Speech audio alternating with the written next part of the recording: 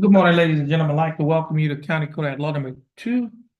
My name is Judge Terrence Holmes. I'm the presiding judge here in County Court at Law Number 2. You have been asked to come to court today for what is called an arraignment. And what the arraignment is, it's an opportunity for the court to tell you what you've been charged with, what your rights are, and what your options are concerning your case. The case that you have in this court is a criminal case. It is a misdemeanor criminal case. Criminal cases are divided into felonies or misdemeanors. Your felony cases are normally referred to as your most serious type of offenses, whereas your misdemeanor cases are referred to as your petty offenses. It does not mean that they're not serious. It just means that they're not as serious as a felony offense. Now, if a person had a felony offense, felonies are divided into 5 categories. We'll start at the top and work our way on down to the bottom. The highest felony is a capital murder. And then you go down to a first-degree felony, second-degree felony, third-degree felony, and the lowest felony is a state jail felony. If a person is convicted of a state jail felony, the range of punishment is minimum 6 months in the state jail to a maximum of 2 years. And a person can be given a fine that does not exceed $10,000. If a person is convicted of a third-degree felony, the range of punishment is minimum 2 years to a maximum 10 years in the state penitentiary, and a fine that does not exceed $10,000. If a person is convicted of a second-degree felony, the range of punishment is minimum 2 years to a maximum of 20 years, and a fine that does not exceed $10,000. If a person is convicted of a first-degree felony, the range of punishment is minimum 5 years to a maximum of 99 years to life, and a fine that does not exceed $10,000. If a person is convicted of a capital murder, the range of punishment is life in the state penitentiary without the possibility of parole or death by lethal injection. Now, as I mentioned earlier, your case is a misdemeanor, so you don't have to worry about those type of punishments. Now, your misdemeanors are divided into 3 categories. We'll start at the top and work our way on down to the bottom. And you have the Class A misdemeanor, Class B misdemeanor, and the Class C misdemeanor. If a person is convicted of a Class C misdemeanor, the range of punishment is by fine only, and the fine cannot exceed $500. If a person is convicted of a Class B misdemeanor, the range of punishment is minimum 0 days to maximum of 180 days in the county jail, a fine from $0 to $2,000, or you could be given both such fine and confinement. Now, if a person is convicted of a Class A misdemeanor, the range of punishment, minimum 0 days to a maximum of 365 days, which is a year in the county jail, a fine from $0 to $4,000, or you could be given both such fine and confinement. Now, as a defendant in a criminal case, you have rights. I'm going to go over some of the rights that you have as a defendant in a criminal case. Now, the first right that I'm going to go over is on the clipboard that you have before you. The clipboard, it should be a document that is titled Judge's Explanation of Defendant's Rights Without an Attorney. Now, on that document, it talks about your right to have an attorney. And the document is titled, again, Judge's Explanation of Rights to Defendants Without an Attorney. As a defendant in a criminal case, you have 3 options regarding your right to have an attorney. Number 1, you may hire an attorney. Number 2, if you do not have enough money to hire an attorney, you may request that an attorney be appointed to represent you. Or number 3, you may represent yourself. Now, if you want an attorney to represent you and you have enough money to hire an attorney, your case will be reset. Reset means that you'll be given another court date from today to give you time to hire your attorney. If you want an attorney to represent you, but you do not have enough money to hire an attorney, then you may request that an attorney be appointed to represent you. Now, you would have have to fill out a financial questionnaire. The financial questionnaire is a document on that clipboard that is titled Jefferson County Affidavit of Indigence. It's a 3-page document. You'll have to fill out the first page and half of the second page. And then the proper person will determine whether or not you qualify for a court-appointed attorney. Now, if you want to represent yourself, that is, you want to waive your right to have an attorney and you want to represent yourself, then you'll have an opportunity to talk to one of the 2 prosecutors or the assistant district attorney that works for the Jefferson County District Attorney's Office, who's sitting at the table in front of the bar. You will have an opportunity to talk to them to see if you can work out a settlement on your case. The settlement is what we call a plea bargain agreement. Now, before you can talk to the prosecutors about settling your case, you'd have to first fill out a document that is titled Waiver of Counsel for Purposes of Entering a Guilty Plea or Proceeding to Trial. That document is also on the clipboard. You have to fill out that document. Well, actually, you have to read it, fill it out, and then sign your name on that document. Now, I'm going to go over that document with those of you who will be desiring to waive your right to an attorney and representing yourself. I'll be going over that document with you in a few minutes. Now, back to judge's explanation of rights to defendants without an attorney. You should be aware that there are dangers to self-representation.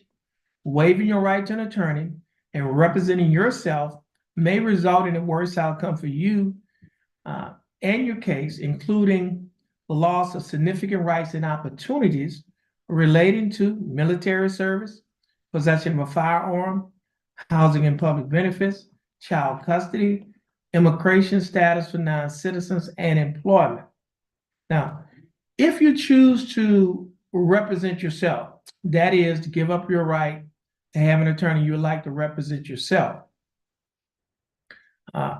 you may change your mind at any time and request that an attorney be appointed to represent you. So if you decided to represent yourself and then at some point you decided, well, you know, I think I want to have an attorney, you can change your mind and then request that an attorney be appointed to represent you.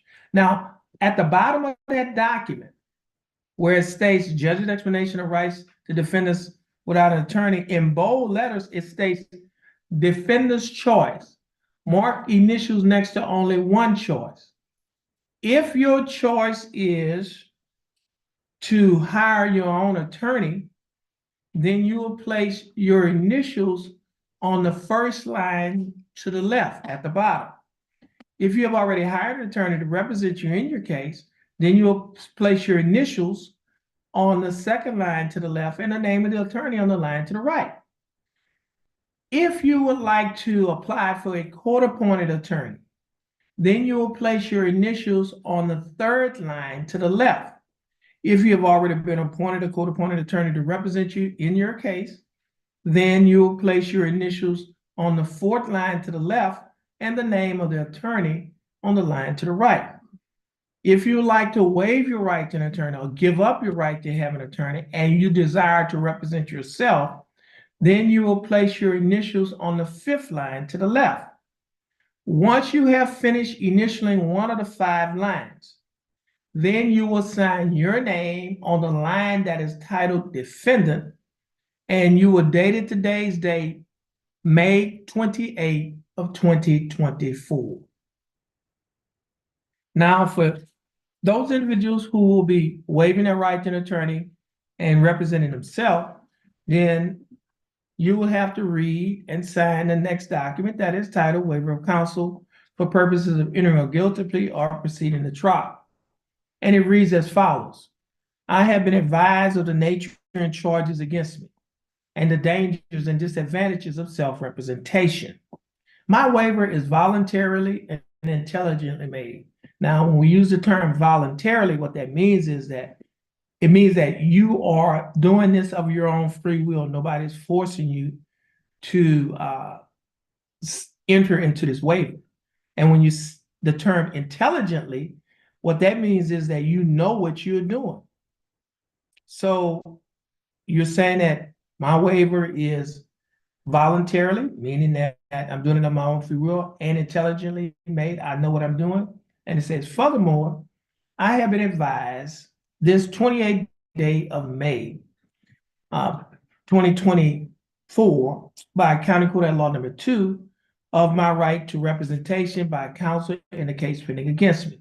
I have been further advised that if I'm unable to afford counsel, one will be appointed to me free of charge. Understanding my right to have counsel appointed to me free of charge if I'm not financially able to employ counsel, I wish to waive that right and request the court to proceed with my case without an attorney being appointed for me. I hereby waive my right to counsel. And if that is your choice, then you will sign your name on the line that is titled defendant, and you will date it today's date, May 28th of 2024. Now, as a defendant in a criminal case, you also have a right to have a trial by jury. But a young lady is sitting in that area, we call that the jury box. 6 citizens from Jefferson County will be selected as jurors in your case. They will listen to all of the evidence and the arguments. They will deliberate, and then they will decide whether to find you not guilty or guilty of your charge. You also have a right to waive or give up the right to have a trial by jury. Waiving your right to have a trial by jury means that you will not be having a trial by jury. And if you waive your right to have a trial by jury, your case will come before the court in one of 3 ways. One way it can come before the court is by way of a trial. It's a trial without a jury. We call that a bench trial. It is a trial by judge only. The judge will be the judge and the jury. The judge will listen to all of the evidence. The judge will listen to the arguments, and then the judge will decide to find you not guilty or guilty. You can also, the other way that your case can come before the judge is by way of an unagreed plea bargaining agreement. You have 2 types of plea bargaining agreements. You have an agreed plea bargaining agreement and an unagreed plea bargaining agreement. And what a plea bargaining agreement is, it's an agreement that you worked out with the state to settle your case. So if you have an unagreed plea bargaining agreement, that means that you and the state have not been able to work out an agreement to settle your case. But you want the judge to decide what the punishment will be in your case. We call that an unagreed plea bargaining agreement. Now, the third way that your case can come before the judge is by way of an agreed plea bargaining agreement. That simply means that you and the state or the district attorney's office have reached an agreement to settle your case. And if you've reached an agreement to settle your case, then your case will come before the judge, and the judge can do one of 2 things. The judge can either accept the plea bargaining agreement or reject the plea bargaining agreement. Now, if the judge rejects the plea bargaining agreement, then you have a right to withdraw, which means you can take your plea back. So, for example, you worked out an agreement with the state, and it comes before the judge, and the judge say, well, I reject that plea bargaining agreement. Well, you say, well, judge, I'm not going to go forward with my plea. I want to take my plea back. You can do that. Now, if the judge accepts the plea bargaining agreement, then if you decide within 30 days to file an appeal, what an appeal is you would like a higher court to review your case to see whether or not you've been wrongfully convicted or whether or not this court committed an error by convicting you. We call that an appeal. Now, if you want to appeal your case, the judge who followed the plea bargaining agreement must give you permission. Now, if the judge gives you permission, then your case will leave this court and go to the Ninth Court of Appeals, which is right above us on the 3rd floor. They will review your case to see if you've been wrongfully convicted or whether or not this court committed an error by convicting you. And they can do one of 2 things. They can either grant or deny your appeal. If they grant your appeal, they can simply find you not guilty. Your case is over. Or they can send the court case back down to this court and order this court to give you a whole new trial. If they deny your appeal, then you can appeal your case to a higher court than the Ninth Court of Appeals. You can appeal your case to the Texas Court of Criminal Appeals, which is located in Austin, Texas.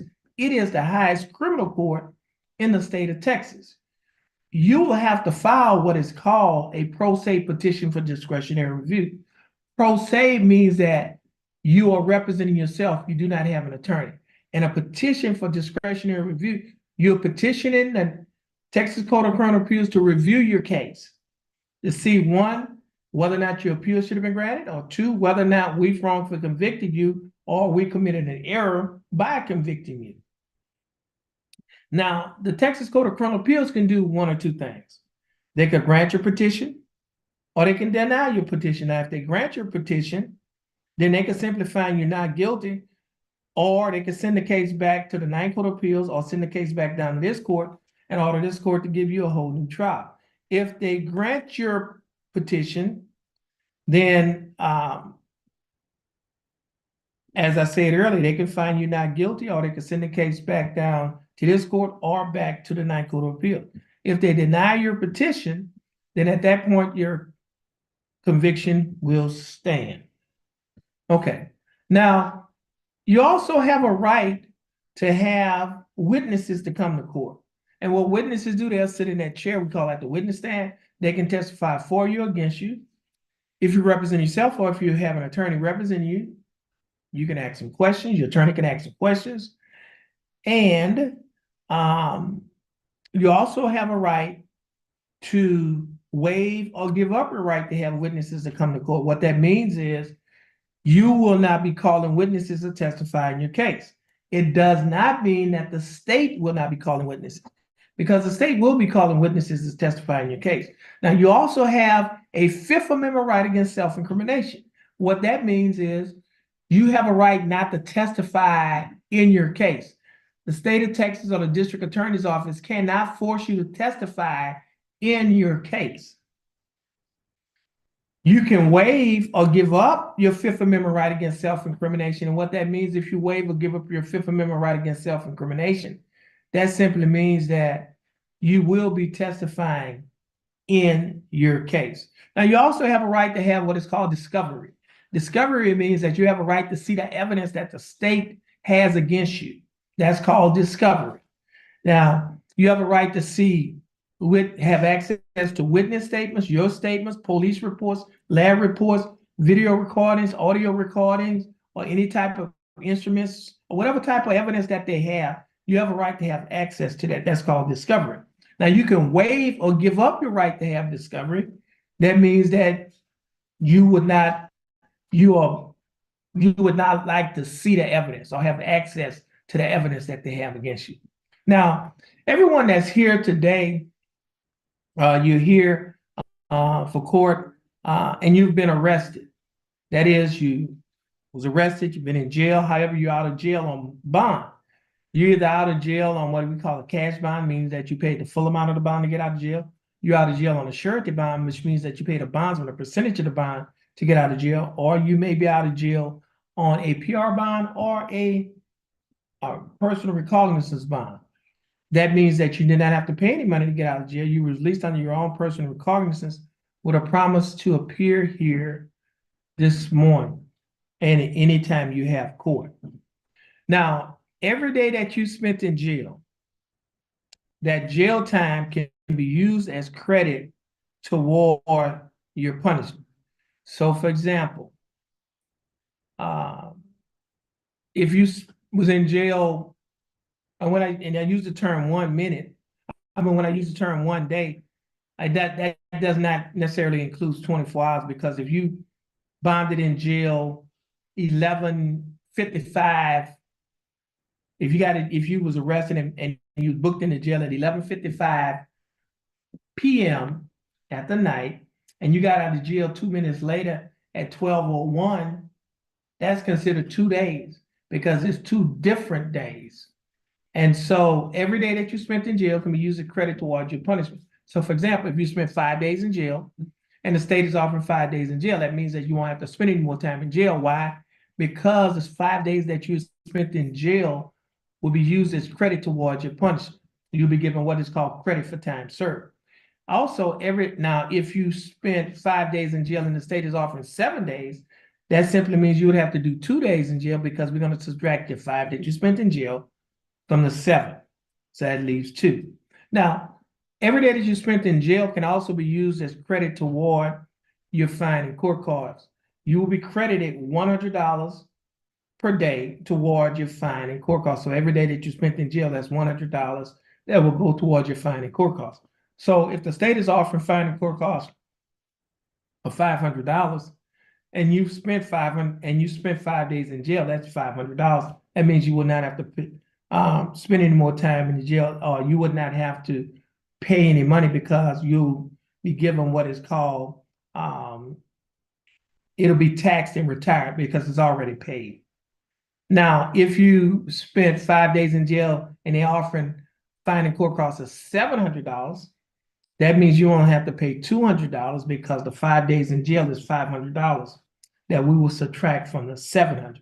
So you'd have to pay $200 on the day that you dispose of your case. Now, if you cannot pay the money on the day that you dispose of your case, then we can put you on what is called a payment plan, where you will pay off in monthly installments until you'll pay off so much money in monthly installments until a balance is paid in full. Now, for some individuals, they may not have the ability to pay the fine and court costs because they do not have the income. Well, that's not a problem because we can convert the fine and court costs to community service. And every hour of community service that you do at a nonprofit organization, $12.50 will go toward you paying your fine and court costs. So, for example, 8 hours of community service in one day is equivalent to $100 that will go toward your fine and court costs. So in the scenario that I just gave where you owe $200, then you would have to work 16 hours, which is 2 8-hour days. Now, Jefferson County has a program for first-time offenders. And what that means is if you have not been in trouble before, first time getting into trouble, the district attorney's office has a program where they will dismiss your case. And if you complete the program, you can get the charge wiped off your record. We call that expunge. Now, in order to qualify for the program, you have to have an attorney to help you make the application. It has to be your first time getting into trouble, and it cannot be for an offense involving resisting arrest or unlawfully carrying a weapon. Now, if you qualify, you can get in the program, and as I mentioned, they'll dismiss the case, and you can get it wiped off your record if you complete the program. Now, if you are a veteran of any one of the branches of the United States military, the district attorney's office has a program that is called Veterans Court. It is similar to the program that I just mentioned. With the Veterans Program, one thing you have to do is be a veteran of any one of the branches of the United States military. And with that program, you get into the program, you complete the program, they dismiss the case, and you can get what is called a non-disclosure. Non-disclosure means that your record is sealed. We can't disclose the fact that you had this case. We can't disclose that to the general public, okay? So if you're a veteran, you may qualify for the Veterans Court program. Now this court, County Court of Law Number 2, has a program that is called this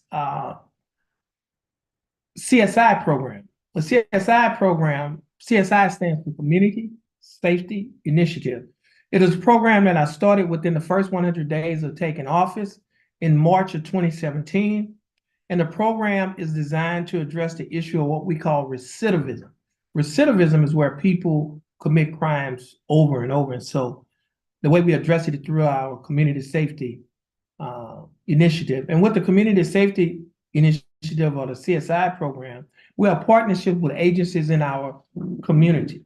We have a partnership with the Spindletop Centers, which is our local mental health center. And with Spindletop have the ability to do private interviews, assessments, develop treatment plans, either outpatient, inpatient treatment.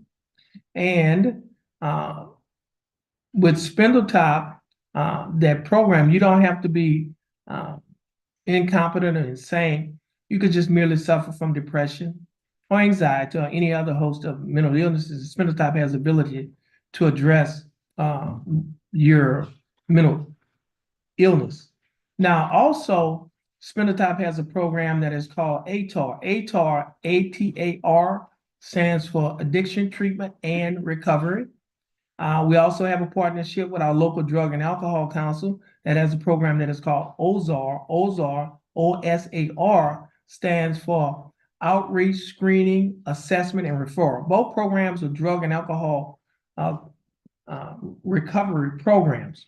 And with those programs, they will do a private screening, an assessment. They can develop treatment plans for either outpatient and patient. You could be referred to facilities to address your alcohol or drug needs. Now, the other thing is if you are unemployed and you are looking for, or you're looking for a better job, well, we have a partnership with the Golden Triangle Empowerment Center, who has a partnership with Lamar University. And Lamar University has a program that is called CICE. CICE stands for Center for Innovation, Commercialization, and Entrepreneurship. It is a job training and a job placement program in the hotel industry, the shipping industry, and the chemical industry. Once you're trained in any one of the areas that you select, they will assist you at getting a job at any one of those areas. Now, the other thing is if you have not graduated from high school and you would like to work on your GED, well, CICE has a GED program, a graduate equivalency, where you can get your graduate equivalency diploma.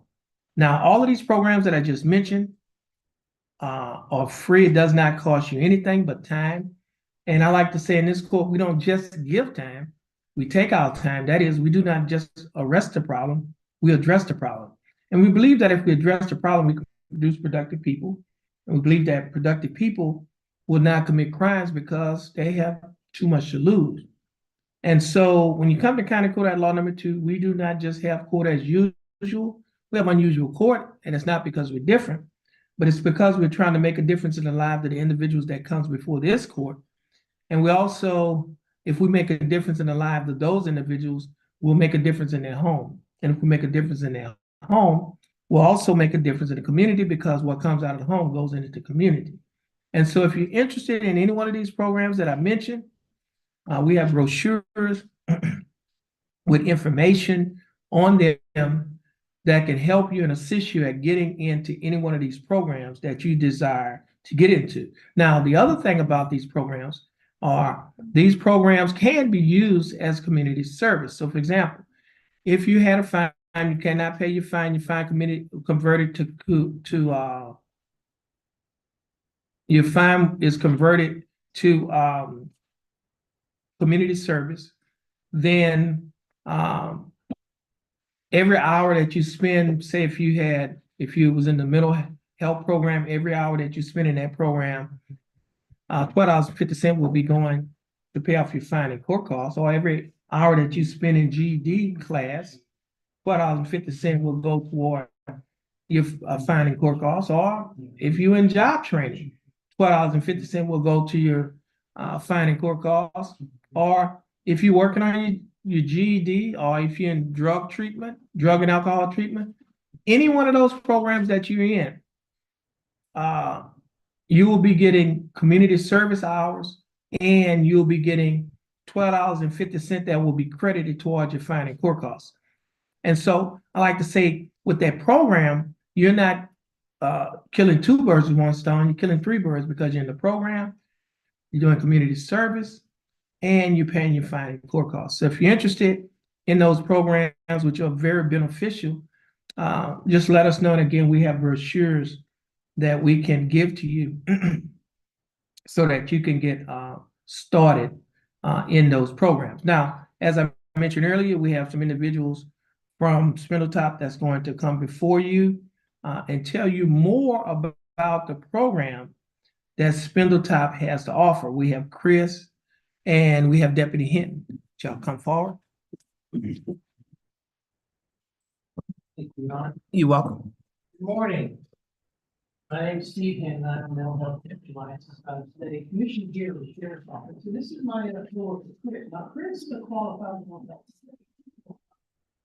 The reason we are both here this morning in this courtroom is because the judge cares about every single person.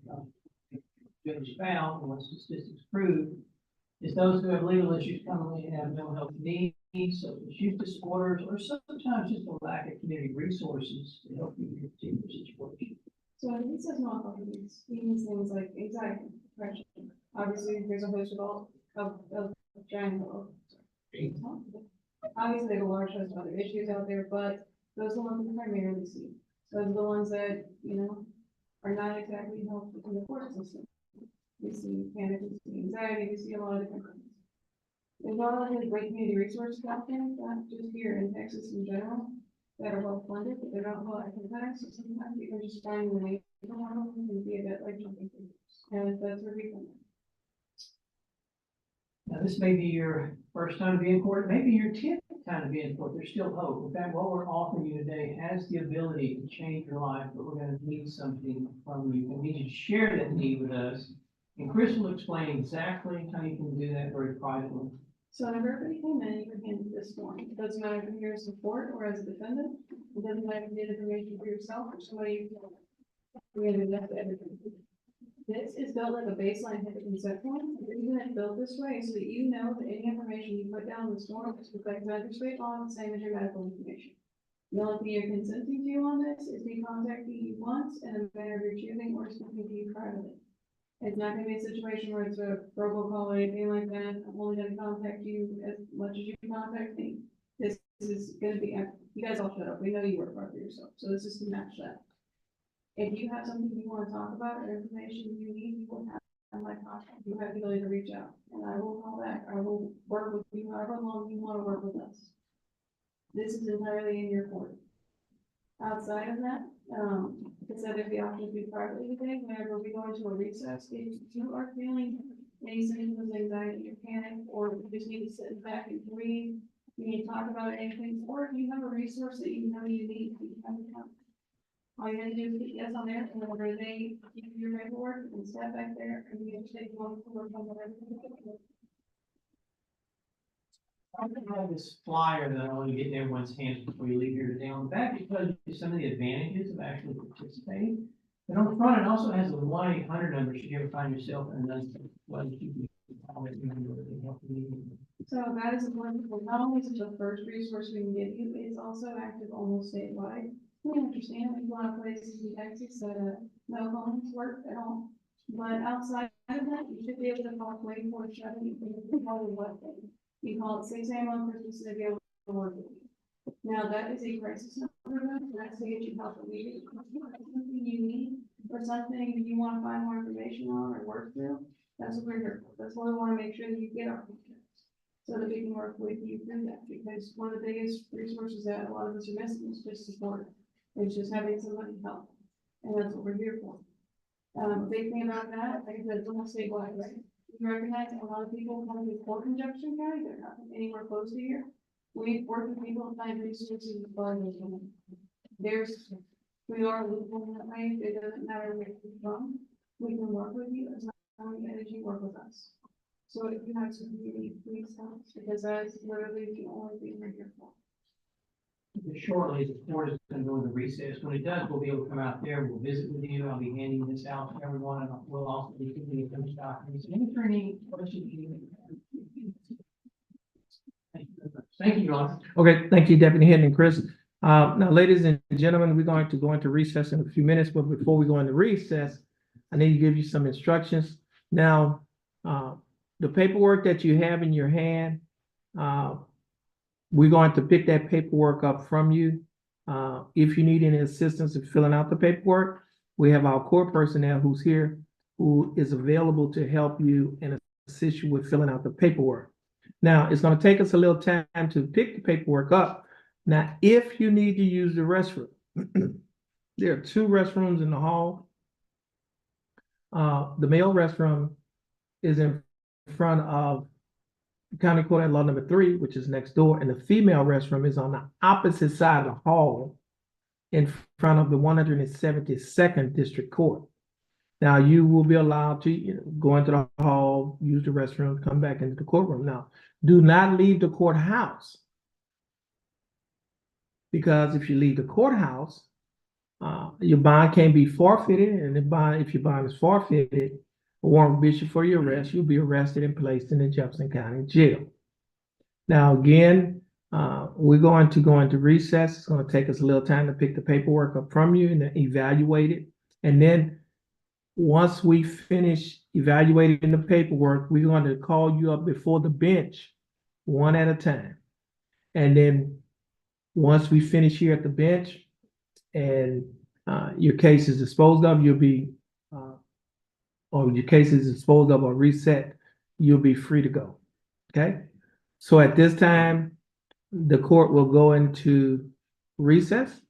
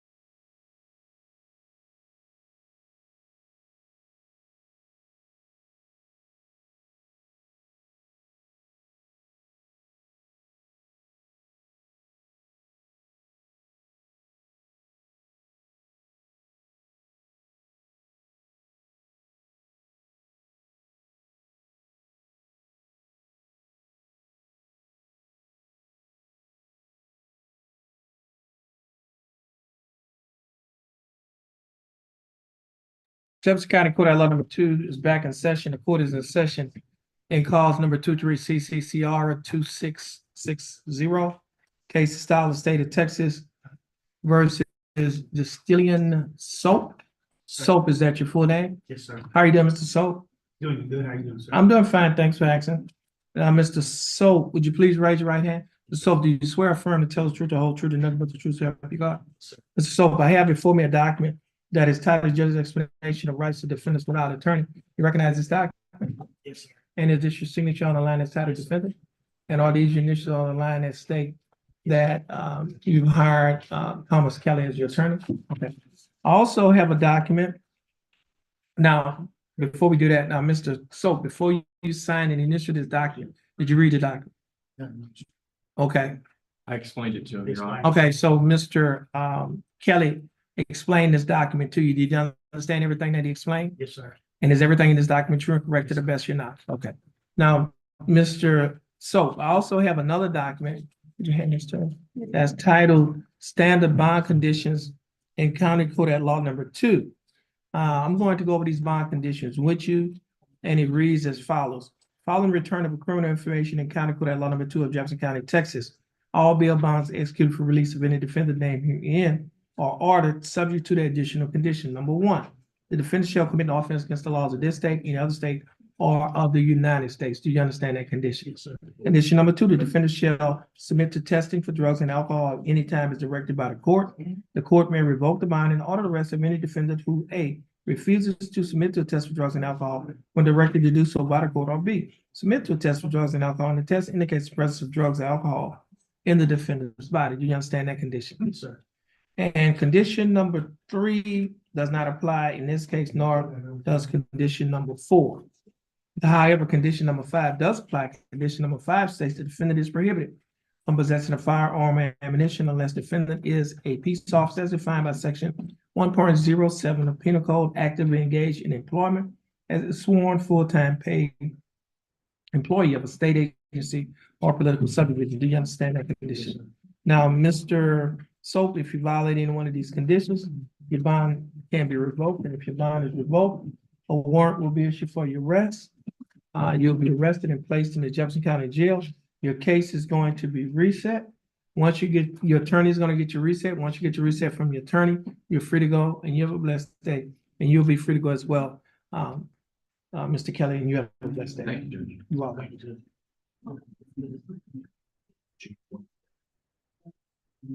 Judge Stevens recess. Okay, Mr. Can you answer me? Burbank?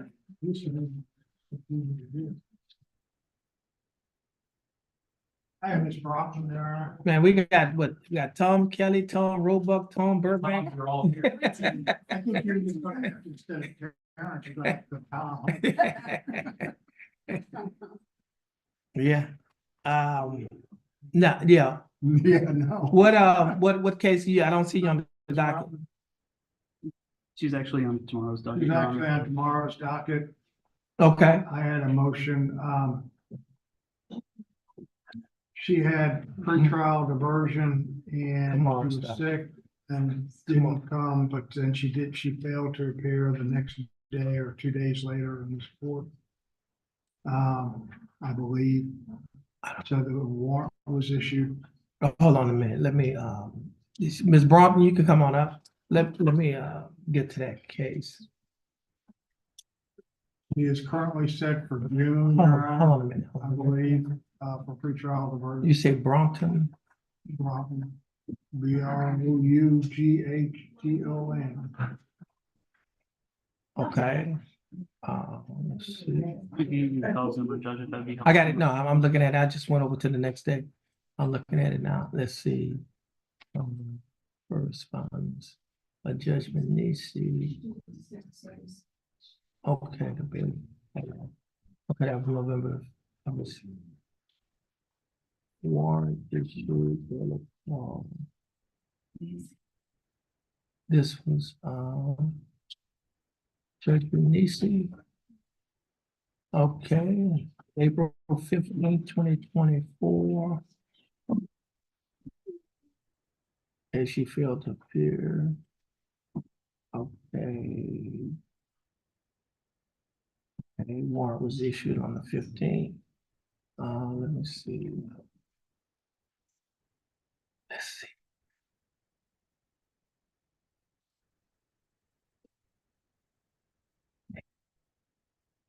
Yeah.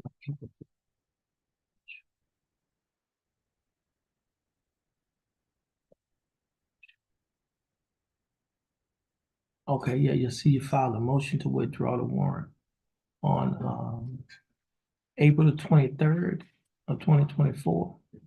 Okay, now you stated that, let's say, so Ms. Broughton did not appear in court, is that correct? Yes, Your On the Honor, she 15th. was accepted into the pretrial diversion program. She got sick unbeknownst to everybody till the next day, and she didn't appear. So she was, The signing up, so we're waiting for the next date, which is, I think, June is the next date to sign up.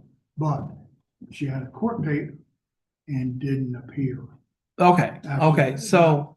so in early April, usually the first week of April, she was supposed to sign up for pretrial diversion. All right. Pretty sure. But she got sick She got sick. and so she didn't appear to sign up for pretrial diversion. Right. And she had a court date, which was on April the 15th, was like a week or two later, about a week later. See if And she didn't appear here. Okay, so why didn't she appear? I think is because of the pretrial diversion, that she didn't appear, Judge. It was, and we've been waiting. I filed the motion she was supposed to be here tomorrow. To take care of this. But she didn't appear for a court date. Court date. Afterwards, why didn't you appear on the 15th? Cause Okay. I was sick. I was sick. You still sick? I had two court dates. Huh? I'm saying I had two court dates. I just had that one court date and I had called and I had sick. I was sick. She thought she only had one court date. I was never, told that I had Who's a bouncer? court date. Okay, Cause when I missed the first court date, the workman had called me and told me that I had a warrant. I'm missing the first court date. I never was told that I had a sick. she wouldn't have had a warrant for not going to pretrial diversion. Right, so I think she's referring to the 15th whenever she's. So yeah, the warrant was for the 15th, was for the 15th. Now, hold on a minute. Hold on.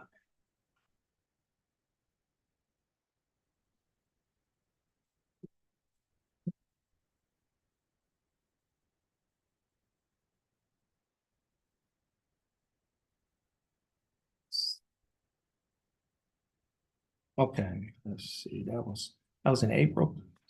Actually, your sign-up date was probably April the 4th, but that was the first Thursday in April. But you had a court date for April the 15th, which was a little more than a week later. Now, normally what we do is, if a person has a sign-up date, the first week we reset the case like a week or two later, because if they sign up, the state dismissed the case, and then they won't have to appear on this date because the case is already dismissed. So you had a court date, you had a sign-up date and a court date. The sign-up date was in the DA's office. That wasn't your court date. That was for you to sign up for pretrial diversion. Your court date was the 15th in case that you did not sign up for pretrial diversion, then you come to court on the 15th. Yes, sir, and I had called up here for the sign date, and she was like, I guess, she talked to my mom, she didn't, talk to me, because I had called for the sign date, and she said something about a later date, and I had to come to court on the 15th. You talked to someone up in the DA's office, Judge. And she's getting, she didn't realize that there's two separate. There's the DA and there's the court. Okay. So what's the state's position? May I ask her just a couple questions? Absolutely. Okay, so, Ask her about the murder. all right, I promise I won't. But, so you were accepting the pretrial diversion, correct? that means that you don't have any other criminal history, right, outside of the situation. All right, and it was just an honest mistake, you can just report date that. Okay. Let me do this. So, with that in mind, state's not going to oppose the motion. Okay. Now, the law states that, Article 22.13 clauses which may exonerate the defendant. Number 3, the sickness of a principal or some uncontrollable circumstance which prevented his or her appearance at court and must in every such be shown that the failure to appear arose from no fault on his part, I should say on her part. Now, she mentioned something about calling the DA's office, and the DA's office gave her a different date. Is that correct? I think because she missed, she called up there. Right. To get it reset. Right. But you're saying that the reset, when she called, whatever they gave her, she was under the impression that that was her court date. I mean, that's I what. was not part of that conversation. Okay, now you can ask her. Because that, I think that's what she basically said. Is that correct? Yes, sir. Okay. So, let's see the word I would say. She relied on the DA's office representation. That's and I guess the DA's what she was relying on, the DA's office wasn't telling her about a court date, but she understood it as being a court date. And I can't really speak to whatever conversation. Yeah, I know. I mean, the only one could speak to that is her. I'm just trying to find out from her what was her understanding of that. Well, when I had came to court the first time, there was something that I had to sign up for, what's it called? Yes, I was supposed to sign up for it, and I had called, no, I think the woman at church office had called my mom and told her about the sign up thing, that it would have to be a later time, and that I had court on 8/15. And then I wasn't able to show up in court because I was sick. Oh, so she was sick on the 15th. Oh, well, that's different then. But she had a sickness. That's exonerating. According to this article, a sickness of the principal.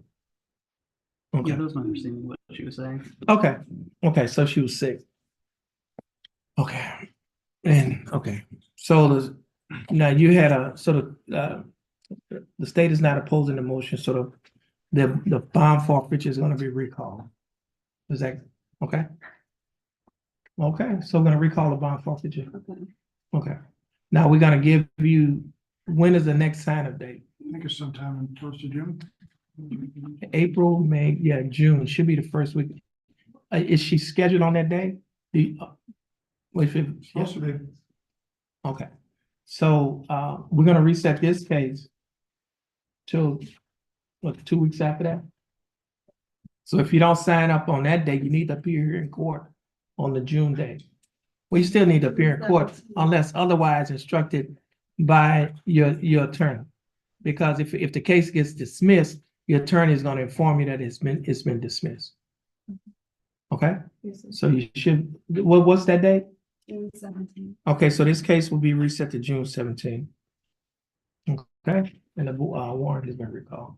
Okay, the attorney can get your reset. Once you get your reset from your attorney, you're free to go. You have a blessed day, Mr. Burbank. I think this is the only case you have. You're free to go as well. You have a blessed day. Thank you, Ron. Okay. Okay. We're gonna get you reset. Come on over here. Okay, Mr. Reynolds, Yes, Judge. let me do this. I'm gonna go off. I'm gonna put this on mute.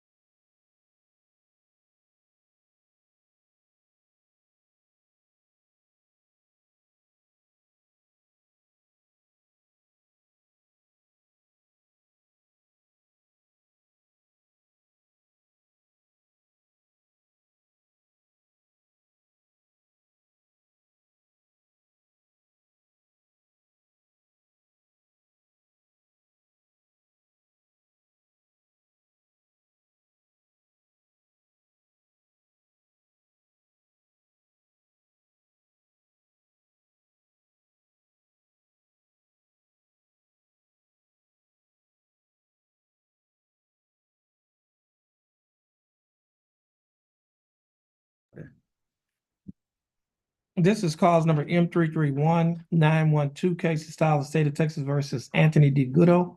Mr. Goodo, is that your full name? How are you doing, Mr. Goodo? That's good. Now, Mr. Goodo, you're representing the case by your attorney, Tom Roebuck. Thank you. Mr. Roebuck. How you doing? Yeah, and Mr. Roebuck, how are you doing? That's good. Now, Mr. Roebuck, what is your announcement in Mr. Goodo's case? Well, we put his felony on the trial docket, Judge. What date is that? You want to, we could put it on the same date if you.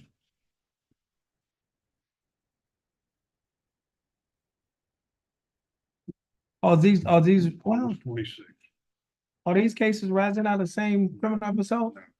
So that's a little different. We don't have to put them on the same date.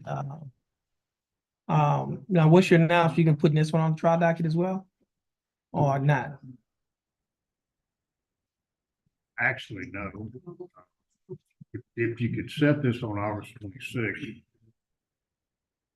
whatever happens over there August 26th. That's the trial docket for the felony, I assume. is That's probably. 4 months, huh? April, May, June, that's 3 months. But this case is, yeah, this case is old. It's just our 2 years. Yeah, I don't think we need to set it that long. We can put on. Yeah, this 785 days. Yeah.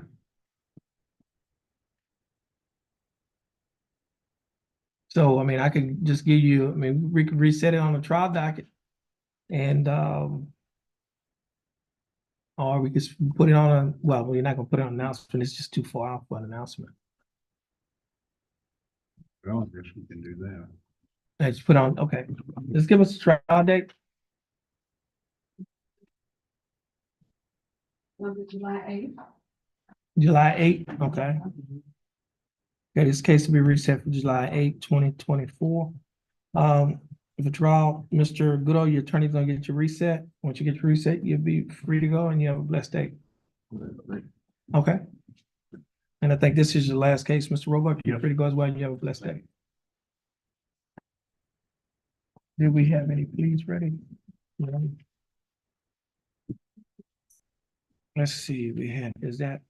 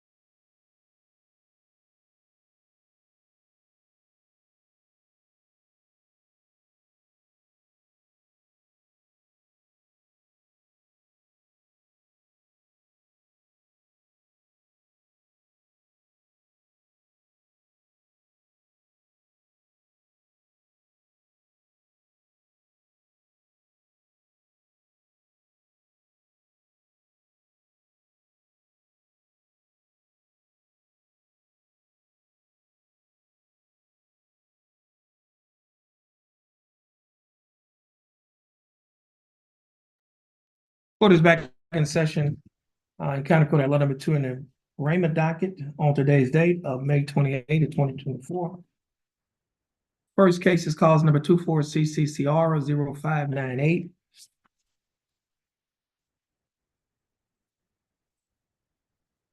Case is style of state of Texas versus Caleb D. Manny Lee Moore.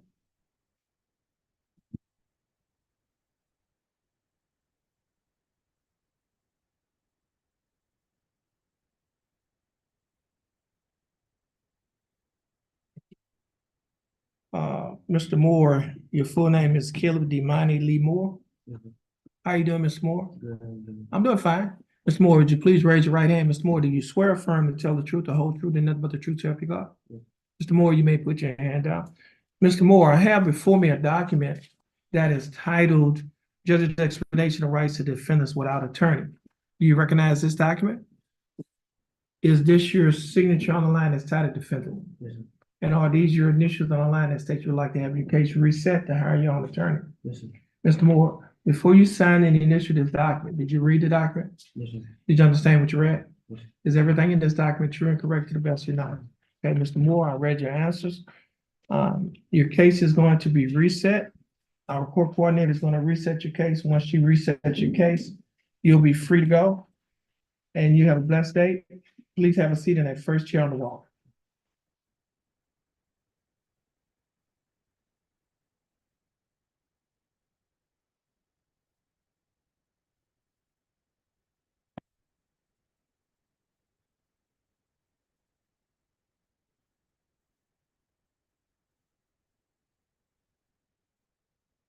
Next case is cause number 23-CCCR 1152. Case is Solid State of Texas versus Sherry Marie DePola.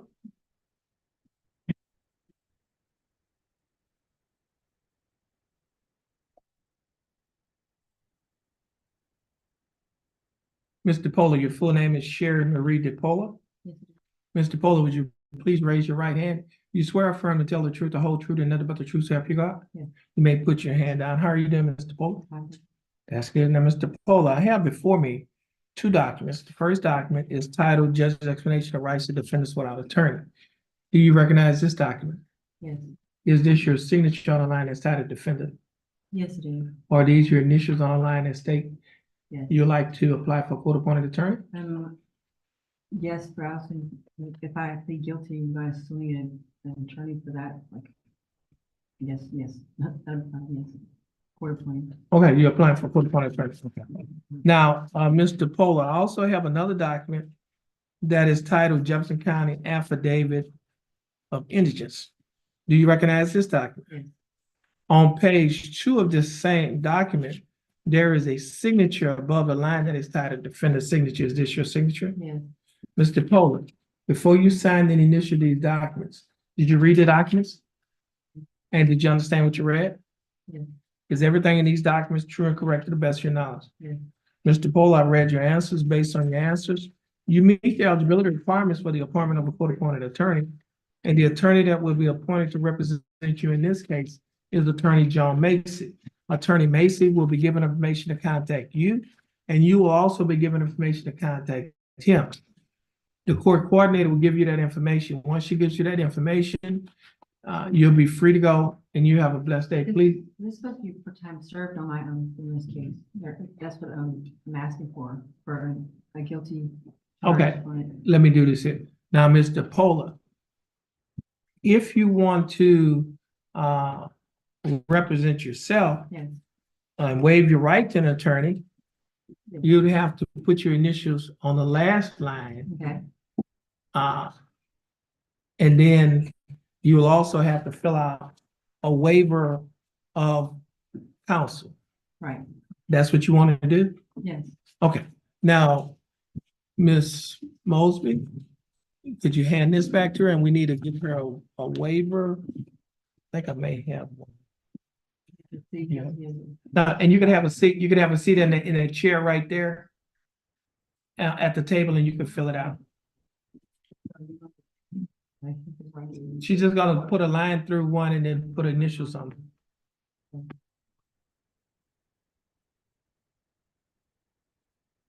And then you will read, the next is a waiver. She can have a seat at the table and you can read and sign the document, then I'll call you back up.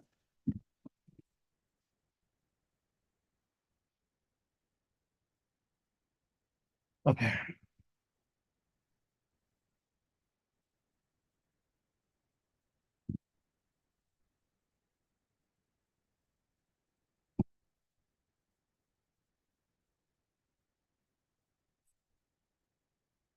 Next, okay, do we have his case ready?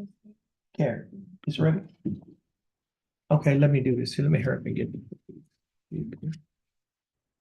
Next case, cause number is 24CCCR0620 and cause number 24CCCR0621. Both cases are styled State of Texas versus Nicholas Benjamin Beeman. Mr. Beeman, would you please come forward?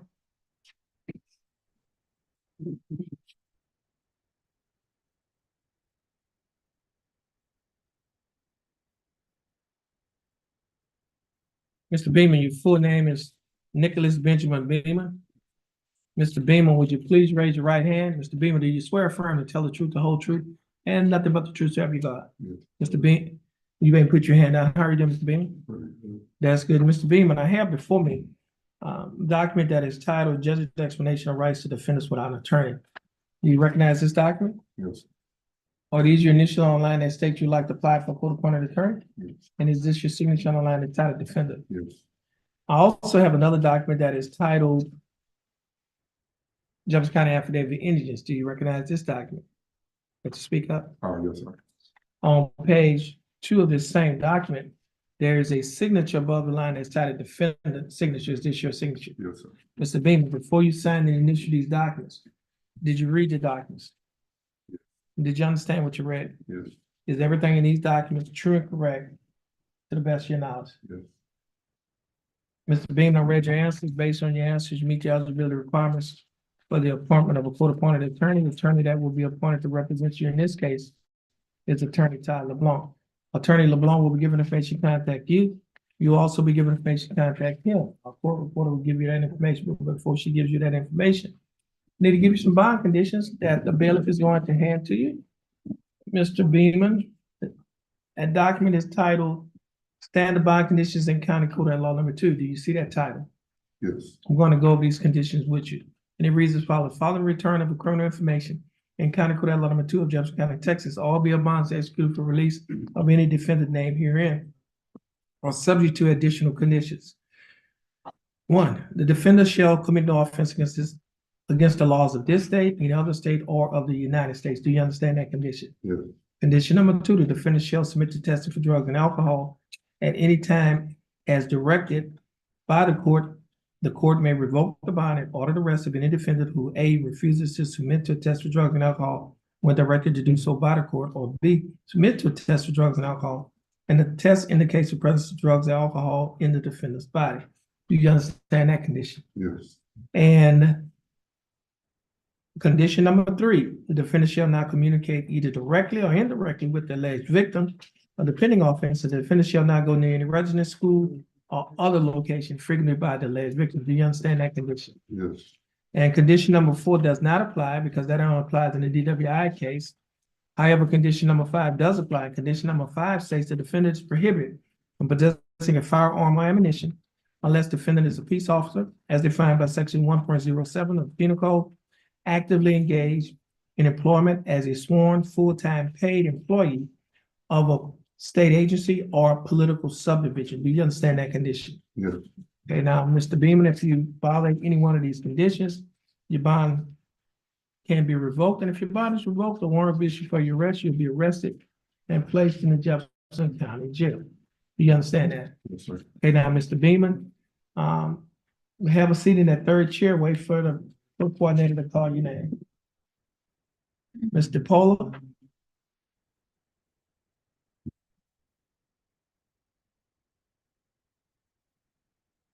Okay, now, Mr. Pola, I have before me 2 documents. The first document is titled Judge's explanation of rights to defendants without attorney. You recognize this document?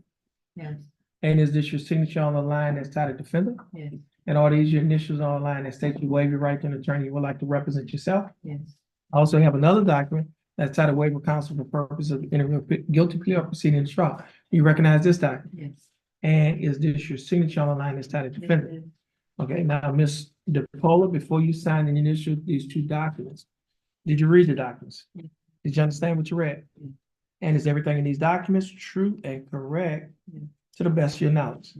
Okay, Ms. DePola, just have a seat and one of the prosecutors will come out and talk to you about your case. You can just go back and have a seat in the gallery.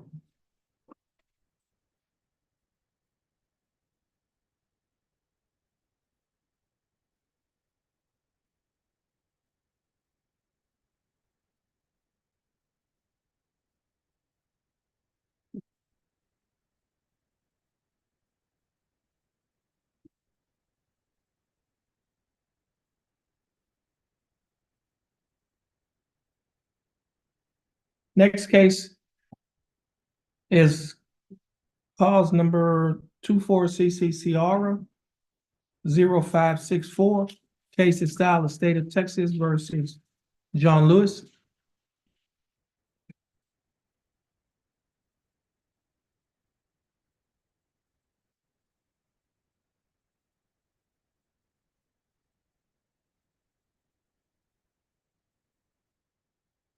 Mr. Lewis, full name is John Lewis. Mr. Lewis, would you please raise your right hand? Mr. Lewis, do you swear affirm to tell the truth, the whole truth, and nothing but the truth, so help you God? Mr. Lewis, you may put your hand down. Mr. Lewis, I have before me a document that is titled Judge's Explanation of Rights to Defendants Without Attorney. You recognize this document? Yes, sir. At the bottom of this document, there's a signature above the line that's titled Defendant. Is this your signature? Yes, sir. And are these your initials online that state you'd like to apply for court appointed attorney? Yes, sir. I also have another document that is titled Jefferson County Affidavit of Independence. Do you recognize this document? Yes, sir. On page 2 of this same document, there's a signature above the line that's titled Defendant Signature. Is this your signature? Yes, sir. Mr. Lewis, before you sign and initial these documents that I just showed you, did you read the documents? Yes. Did you understand what you read? Yes, sir. And is everything in these documents true and correct to the best of your knowledge? Yes, sir. Mr. Lewis, I've read your answers. Based on your answers, you meet the eligibility requirements for the appointment of court appointed attorney. And the attorney that will be appointed to represent you in this case is Attorney Ray Minaldi. Attorney Minaldi will be given information to contact you. You will be given information to contact her. Our court coordinator will give you that information. Once she gives you that information, you'll be free to go and you have a blessed day. Now, Mr. Lewis, before she gives you that information, the bailiff is going to hand you a document that is titled Standard Bond Conditions in County Court at Law Number 2. Do you see that title? Yes, sir. Okay, I'm going to go over these bond conditions with you. And it states as follows: following return of criminal information in County Court at Law Number 2 of Jefferson County, Texas, all bail bonds executed for release of any defendant named herein are ordered subject to the additional conditions. Number 1, the defendant shall commit no offense against the laws of this state, any other state, or the United States. Do you understand that condition? Yes, sir. And condition number 2, the defendant shall submit to testing for drugs and alcohol. At any time is directed by the court may revoke the bond and order the arrest of any defendant who A, refuses to submit to a test for drugs and alcohol when directed to do so by the court, or B, submit to a test for drugs and alcohol and a test in the case of presence of drugs and alcohol in the defendant's body. Do you understand that condition? Yes, sir. And condition number 3, the defendant shall not communicate either directly or indirectly with the alleged victim of the pending offense. And the defendant shall not go near any residence, school, or other location frequented by the alleged victim. You understand that condition? Yes, sir. This is a DUI case. Say, Mr. Lewis. John. John Lewis and then Devontae Lewis too. This is John Lewis. This is assault, bodily injury, family violence. That's what I see on the docket. Oh, well, let's. There's a Javante Shaky Lewis. That's not you. No, sir. Okay, hold on a minute.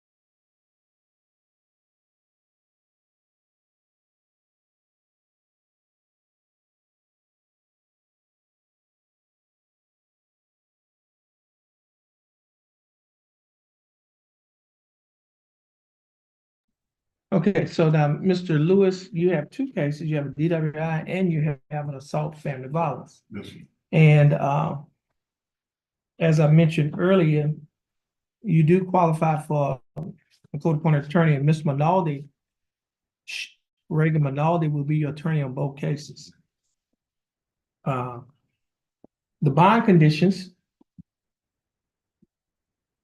and you can get us back to them. I think we went over the first three conditions. Okay, you understand those conditions? yes, sir. Now, condition number 4 does not apply, but however, condition number 5 does apply. Condition number 5 states the defendant is prohibited from possessing a firearm or ammunition unless defendant is a peace officer as defined by section 1.07 Penal Code Act and engaged in employment as a sworn full-time paid employee of a state agency or political subdivision. Do you understand that condition? Yes, sir.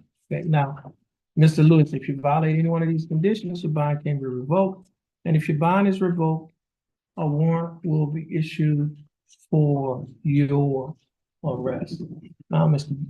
Lewis, you're gonna have a seat in that first chair, wait for your name to be called by the court coordinator. Once your name is called, go to a window, and once you finish, you're free to go and you have a blessed day.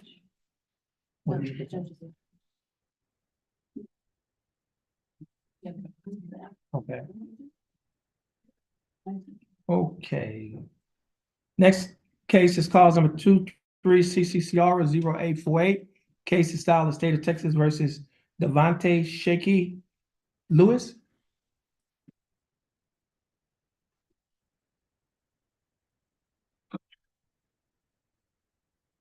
Mr. Lewis, is that your full name?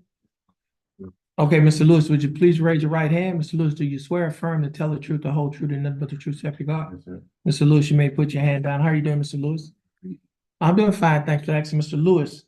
I have before me two documents. The first document is titled Judge's Explanation of Defendants Without an Attorney. Do you recognize this document? Yes, sir. And is this your signature on the line that's titled Defendants? Yes, sir. Or are these your initials on the line that state you would like to waive your right to an attorney and represent yourself? Yes, sir. I also have another document that's titled Waiver of Counsel for Purposes of Entering a Guilty Plea or Proceeding with Trial. You recognize this document? And is this your signature on the line that's titled Defendant? Mr. Lewis, before you signed and initial these documents, did you read the documents? Did you understand what you read? And is everything in these documents true and correct to the best of your knowledge? Mr. Lewis, I read your answers on these documents. You're gonna have a seat and one of the prosecutors is gonna come out and talk to you about your case. Okay, you can have a seat where you're sitting. Okay, we have Mr. Carey. Oh, he has two K, okay.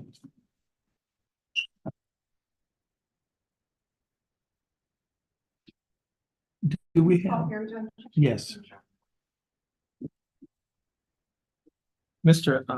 Paul, Yes, you can come forward. I hadn't, oh, do we have the?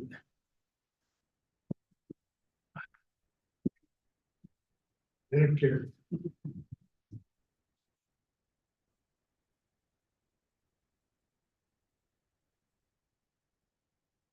Okay. The new case is on here, right? Carry 24, 667, 13, 48.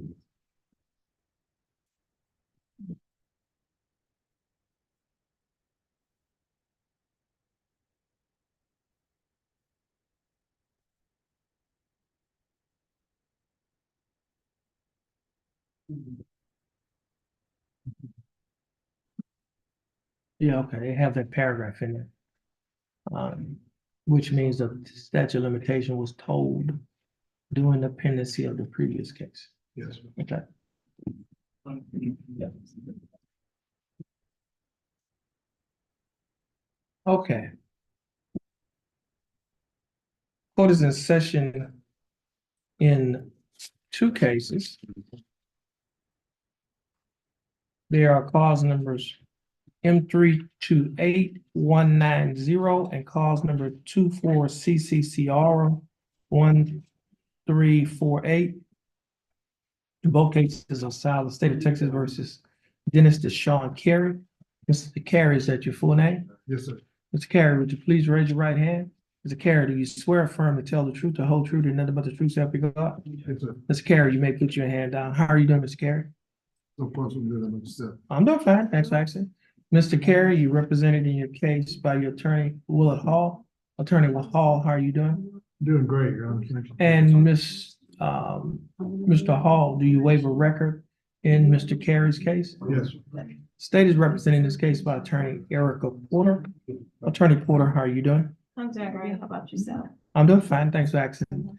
Mr. Carey, I have before me in cause number 24 CCCR 1348, a document that is titled information. This information was filed by the Jefferson County District Attorney's Office. In this information, it alleges that you, Dennis Deshawn Carey, on or about September 6th of 2020, while you were in Jefferson County, Texas, that you committed the Class B misdemeanor offense of reckless driving. This information also alleges that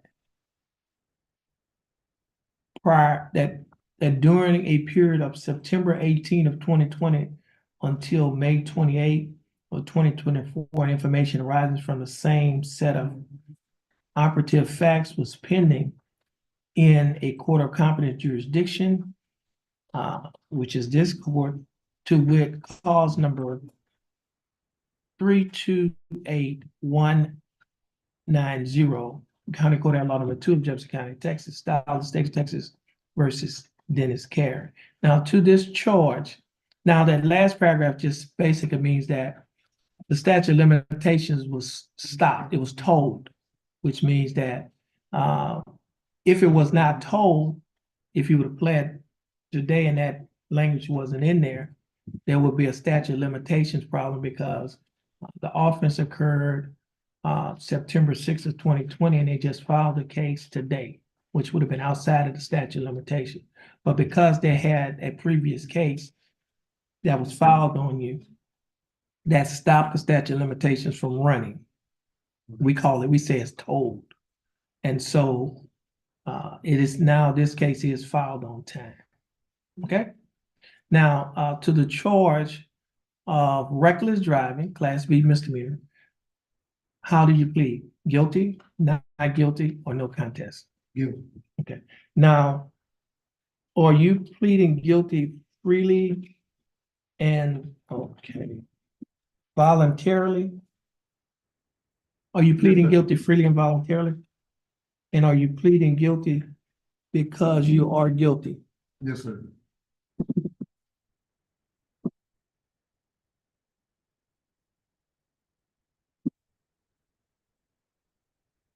Now, making a change on this document, this is a Class B misdemeanor, but the range of punishment for a reckless driving Class B misdemeanor is a fine that does not exceed $200 and confinement that does not exceed 30 days. That's the maximum. So I'm on this paperwork, I had 180 days and $2,000 fine. So I'm making that change. Yes. Okay. Yeah, I saw that. I didn't know what to do. Yeah, I just have to scratch through. We don't have another form.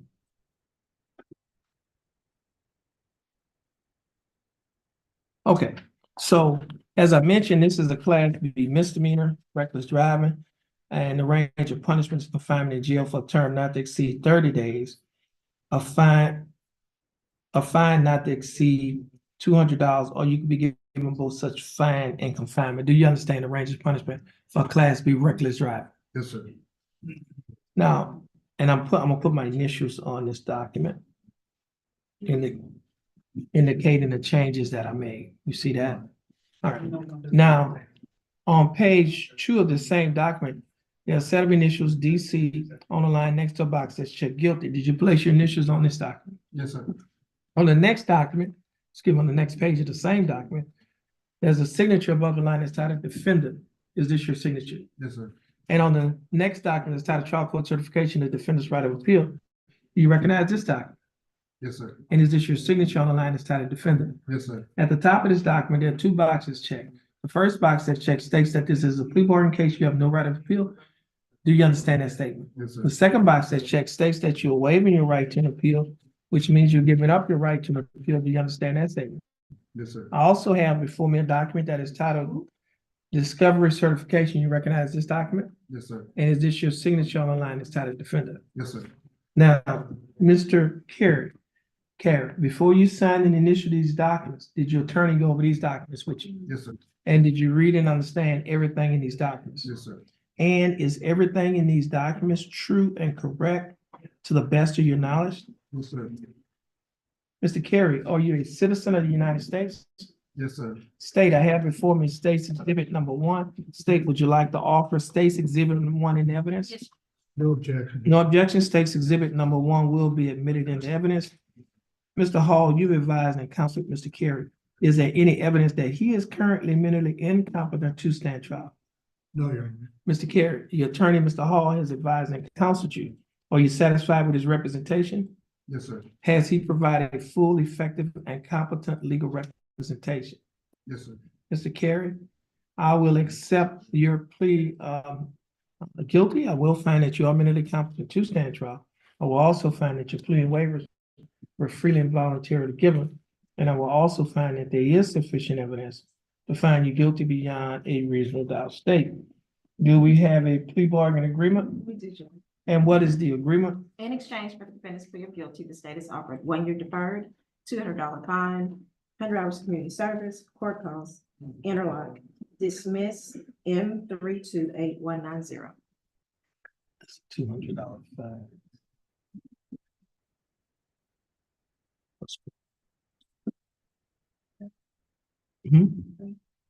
The court cost, $330.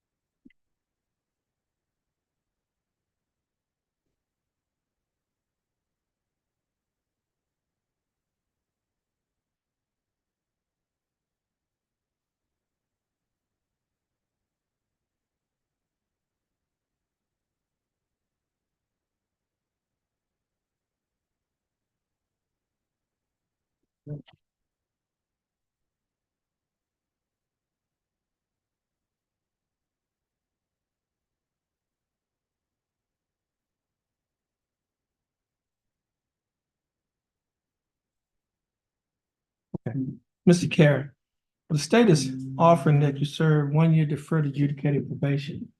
During the 1 year probationary period, you'll be required to pay, you'll be required to pay a $200 fine plus court costs in the amount of $330. You'll also be required to pay a probation fee of $60 a month. Your analysis fee of $15 a month. A reimbursement fee of $15. That means that your total monthly installments will be $131 a month. Will you be able to pay the $131 each month? Yes, sir. You also will be required to perform $100 of community service. And you're required to install an interlock device on any vehicle that you own or operate. And the state will, you also be required to adhere to the other standard terms and conditions of this probation. The state will be dismissing the companion case, cause number M328190. Mr. Carey, do you understand the state's offer? Yes, sir. Do you think that the state's offer in your case is fair and just? Yes, sir. And do you accept the state's offer? Yes, sir. Okay, Mr. Carey, I'll follow the plea bargain agreement that you've entered into with the state. Mr. Carey, this will conclude your case. You're gonna stand in front of our court coordinator, follow the directions, follow her directions and the direction of the bailiff. Once you finish following the directions of the bailiff, you're free to go. And you have a blessed day. And Mr. Hall, thank you. Mr. Hall, you'll be free to go and you have a blessed day. And also, we're gonna give you a copy of this dismissal. Thank you. Okay.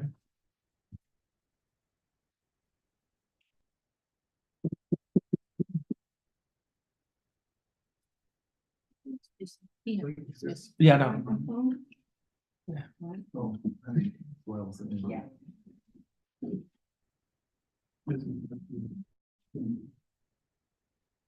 What is it? Oh, here it is.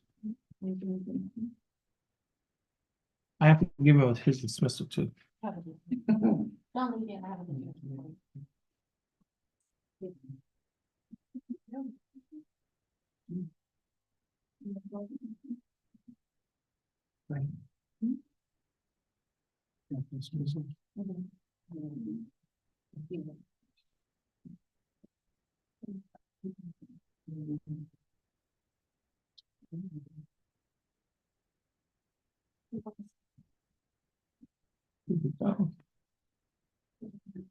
There it is. It should be printing off in a few seconds. The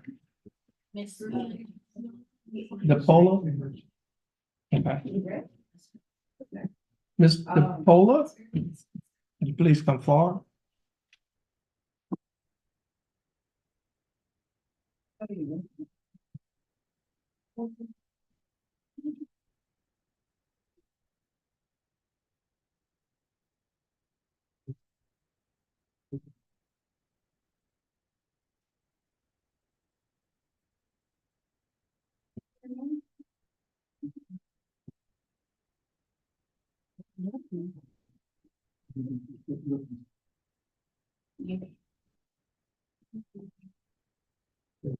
I pronounced your last name right, huh? Mr. Paula. The Apollo. Okay, thank you.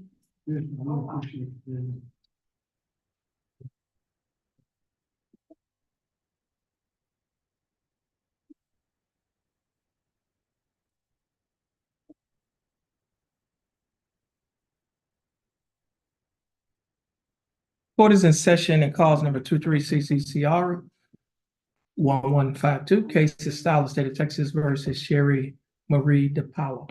Ms. DePaulo, would you please raise your right hand? Mr. DePaulo, do you swear or affirm to tell the truth, the whole truth, and nothing but the truth, so help you God? Yes. Now, Mr. DePaulo, before we get started, you have a right to have a record made, and that is you have a right to have a court reporter to type everything that's being said here. You also have a right to waive or give up your right to have a court reporter. Do you waive or give up your right for a court reporter? Yes, I waive it, right. Okay. Now, Ms. DePaulo, the state is represented in this case by Attorney Haley Simmons. Attorney Simmons, how are you doing? I'm great, Judge. How are you? I'm doing fine. Thanks for asking. Now, Ms. DePaula, I have before me on my computer a document that is titled information sheet. This information sheet alleges that you, Sherry Marie DePaula, on or about May 16th of 2023, while you were in Jefferson County, Texas, that you committed the Class B misdemeanor offense of criminal trespass. Ms. DePaula, do you understand what you've been charged with? And to this charge, Ms. DePaula, how do you plead? Guilty, not guilty, or no contest? I'm guilty. Are you pleading guilty freely and voluntarily? Yes. And are you pleading guilty because you are guilty? Yes. Now, Mr. Powell, I also have before me two documents that you previously acknowledged. First document, the judge's explanation of rights to defendants without an attorney. And this is your signature on the line as title defendant. Yes. And these are your initials on the line that state you like to waive your right to attorney and represent yourself. Is that correct? And I also have a document that is titled waiver of counsel for purposes of entering guilty plea or proceeding to trial. And this, you previously acknowledged this document, and this is your signature on the line that's titled defendant. Yes, sir. Okay. And you previously stated that prior to signing and initialing these two documents that I just showed you that you read the documents, you understood what you read, and everything in these documents are true and correct to the best of your knowledge. Is that correct? Yes, sir. All right. Now, I also have before me a document on the tablet.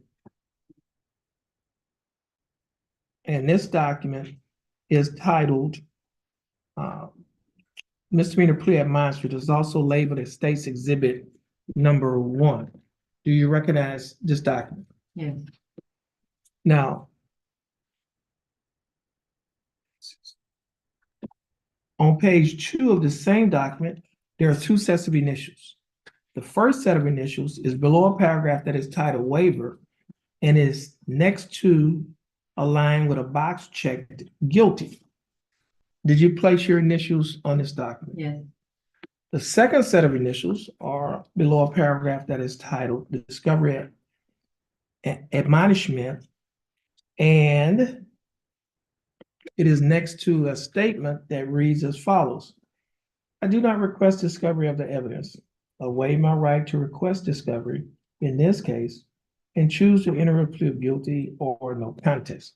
Did you place your initials on this line? yes, On page 3 of this same document, there's a signature above the line that is titled Defendant. Is this your signature? And on the next document that's titled Trial Court Certification to Defendant's Right of Appeal, do you recognize this document? yes. And is this your signature on the line that's titled Defendant? Mhm. At the top of this document, there are 2 boxes checked. The first box that's checked states that this is a plea bargain case and you have no right of appeal. You understand that statement? Yes, The second box that's checked states that you're waiving your right to an appeal, which means you're giving up your right to an appeal. Do you understand that statement? Now, Ms. DePaulo, before you sign and initial these documents that I just showed you, did you read these documents? yes, I do. Did you understand what you read? Yes, Is everything in these documents true and correct to the best of your knowledge? yes, Ms. DePaulo, are you a citizen of the United States? yes, Okay, State state. offers states one. Okay, Ms. DePaulo, the state is offering State's Exhibit Number 1 to be used as evidence against you in your case. State's Exhibit Number 1 is the document that is titled Misdemeanor Plea Admonishment. It is also labeled State's Exhibit Number 1. And this is the same document that you acknowledged that your initials were on page 2 and your signature was on page 3. Is it all right for the state to use this document as evidence in your case? yes, No objections? State's Exhibit Number 1 will be admitted. Ms. DePaulo, is there any evidence that you are currently mentally incompetent to stand trial? no, Okay, Ms. DePaulo, I will accept your plea of guilty. I will find that you are mentally competent to stand trial. I will also find that your pleas and waivers were freely and voluntarily given. I will also find that there is sufficient evidence to find you guilty beyond a reasonable doubt. State. Let me see, I think I go certification. Okay, I don't think I went over the certification with you. Mr. Powell, I have a document that's titled Trial Court Certification of Defendant's Right of Appeal. Do you see this document? yes, And is this your signature on the line that's titled Defendant? At the top of this document, there's 2 boxes checked. Mhm. The first box that's checked states that this is a plea bargain case and you have no right of appeal. Do you understand that statement? yes, The second box that's checked states that you're waiving your right to an appeal, which means you're giving up your right to an appeal. Do you understand that statement? Now, Ms. DePaulo, before you signed and initialed this document, did you read the document? yes, Did you understand what you read? yeah, Is everything in this document true and correct to the best of your knowledge? yeah, Okay. Now, Ms. DePaulo, I will accept your plea of guilty. I will find that you are mentally competent to stand trial. I'll also find that your plea and waivers were freely and voluntarily given, and I'll also find that there is sufficient evidence to find you guilty beyond a reasonable doubt. State, do we have a plea bargain agreement? Yes, Your Honor. And what is the agreement? In exchange for defendant's plea of guilty, the state's offering 12 days in the Jefferson County Jail with credit for 12 days and 2 tax and retired court costs. Okay, Mr. Paula, the state is offering that you serve 12 days in the Jefferson County Jail. However, you will not be required to serve any more time in the Jefferson County Jail in this case because you've already served 12 days in Jefferson County Jail. Therefore, you'll be given credit for the time that you've already served. The court costs in this case will be taxed and retired. That simply means that you will not be required to pay the court costs because the time that you have spent in jail has already paid off the court costs. Therefore, the court costs will be taxed and retired. Mr. Powell, do you understand the state's offer? Yes. Do you think that the state's offer in your case is fair and just? Yes, And do you accept the state's offer? yes. Mr. Powell, I will follow the plea bargaining agreement that you've entered into with the state. Now, Mr. Powell, this will conclude your case. You're gonna stand in front of the court coordinator, gonna follow directions of bailiff. Once you- yes, There's a $500 cash bond that was on this, well, you'll get that after the, does he have to? you leave here, that paper, you'll bring that downstairs. Now, Okay. the bailiff is going to give you the paperwork, Okay. and she's also going to give you some other instructions. Once you finish following her instructions, you'll be free to go, and you have a blessed day. Thank you, sir. You're welcome. Right here, right there. Here you go. Do we have the next one? We could shred this here because she didn't. It was, she had one of the full point, but she changed her mind. Oh, and I need who's on there? On the third page. Who did I want? I gotta take him off. That's about it. He gets the next one.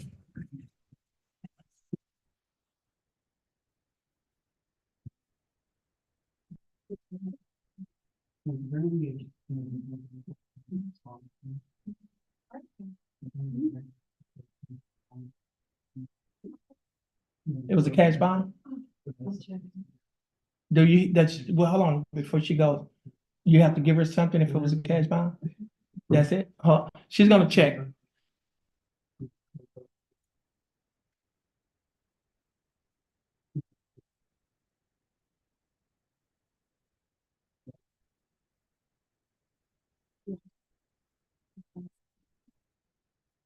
Okay, so what you need to do is go downstairs to the county clerk's office, go to the counter, present that paperwork and let them know that you're here for a cash bond. And they should give you the cash bond. All right, y'all have a blessed day.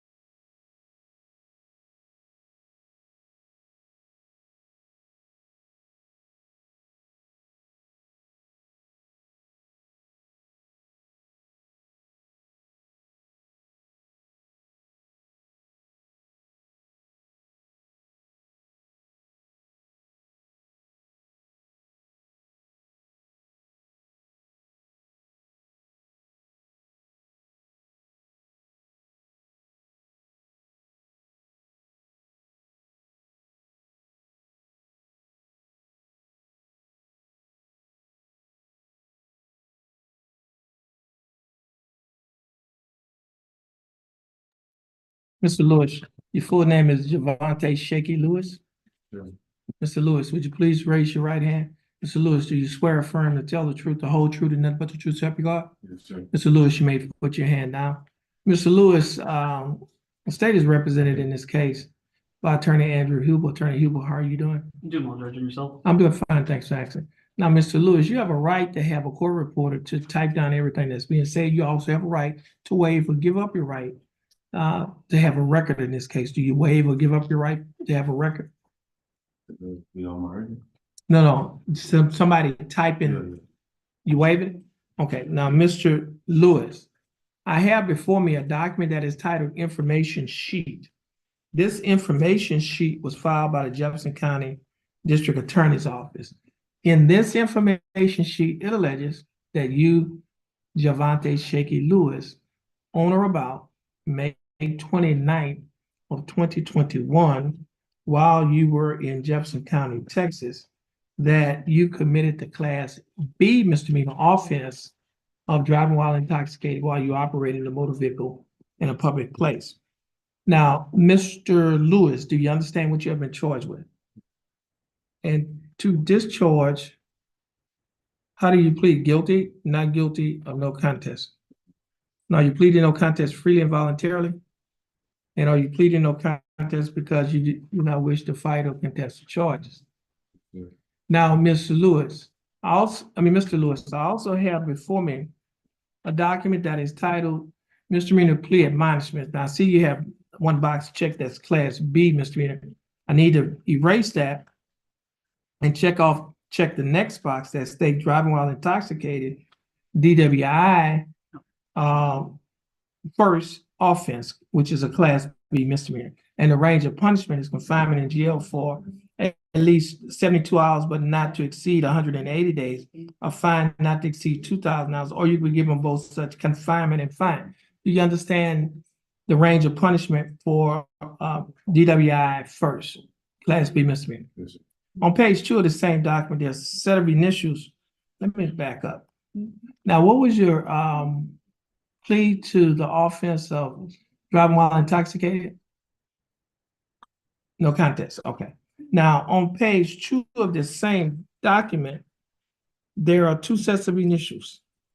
The first set of initials below a paragraph next that are on the line next to a box that's checked, no contingent, which means no contest. Did you place your initials on this document? Yes, sir. On the next set of initials, or the second set of initials is below a paragraph that is titled discovery, admonishment, and the initials are on a line next to a statement that reads as follows. I do not request discovery of evidence.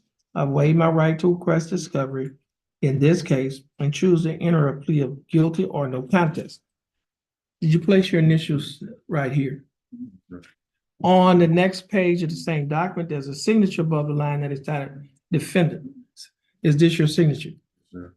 And on the next document that's titled trial court certification, the defendant's right of appeal, you recognize this document? Yes, sir. And is this your signature on the line that's titled defendant? Yes, sir. At the top of this document, there are 2 boxes checked. The first box that's checked states that this is a plea bargain case and you have no right of appeal. Do you understand that statement? The second box that's checked states that you're waiving your right to an appeal, which means you're giving up your right to an appeal. Do you understand that statement? Yes, sir. Where is his waivers? And do you have his, do we have his judge's explanation? Oh.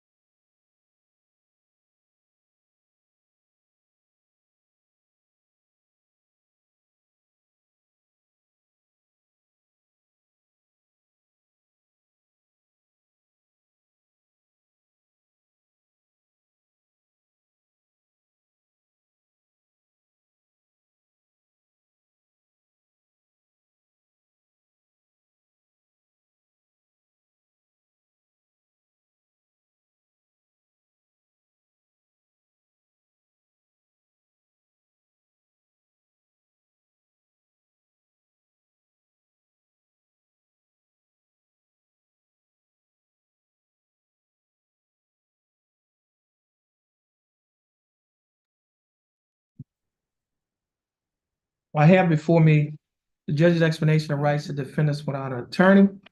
And is this your signature on the line entitled defendant?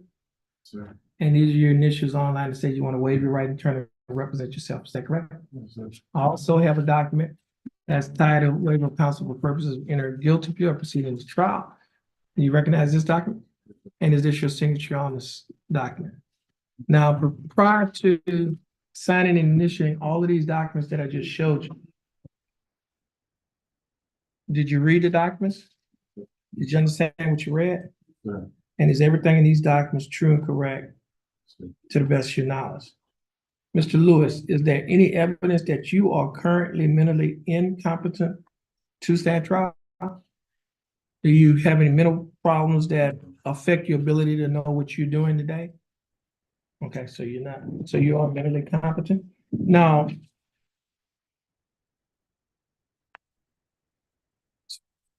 Mr. Lewis, I will accept your plea of no contest. I will find that you are mentally competent to stand trial. I will also find that your plea and waiver are freely and voluntarily given. And I will also find that there is sufficient evidence to find you guilty beyond a reasonable doubt. State, do we have a plea bargain agreement? Yes, Your Honor. And- First of all, the state offers states one. Okay. Mr. Lewis, the state is offering state's exhibit number 1 to be used as evidence against you in your case. State's exhibit number 1 is the document that you acknowledge that have the range of punishment, all your rights and waivers in your plea. It also, this document have your initials in these 2 locations, and it has your signature on page 3. The state would like to use this document as evidence in your case. Is it all right for the state to use this document as evidence in your case? If to speak up. Yes, sir. No objection, state's exhibit number 1 will be admitted. Now, again, Mr. Lewis was, I'm going to accept your plea of no contest. I will find that you're mentally competent to stand trial. I will also find that your plea and waivers are freely and voluntarily given. And I will also find that there is sufficient evidence to find you guilty beyond a reasonable doubt. State, do you have a plea bargain agreement? Yes, Your Honor. And what is the agreement? State is offering 30 days time served, court calls section retired in this case. Mr. Lewis, the state is offering that you serve 30 days in Jefferson County Jail. However, you will not have to serve 30 days in Jefferson County Jail in this case because you've already served 30 days in Jefferson County Jail. Therefore, you'll be given credit for the time that you've already served.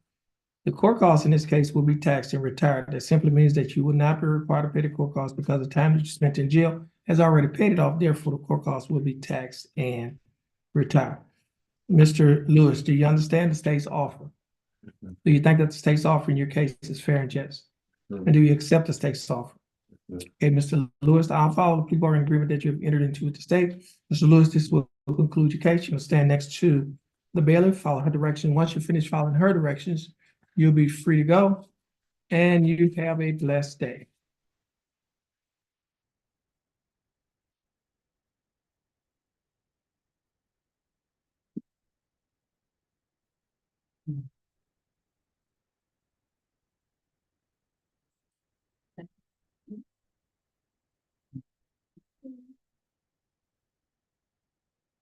Judge,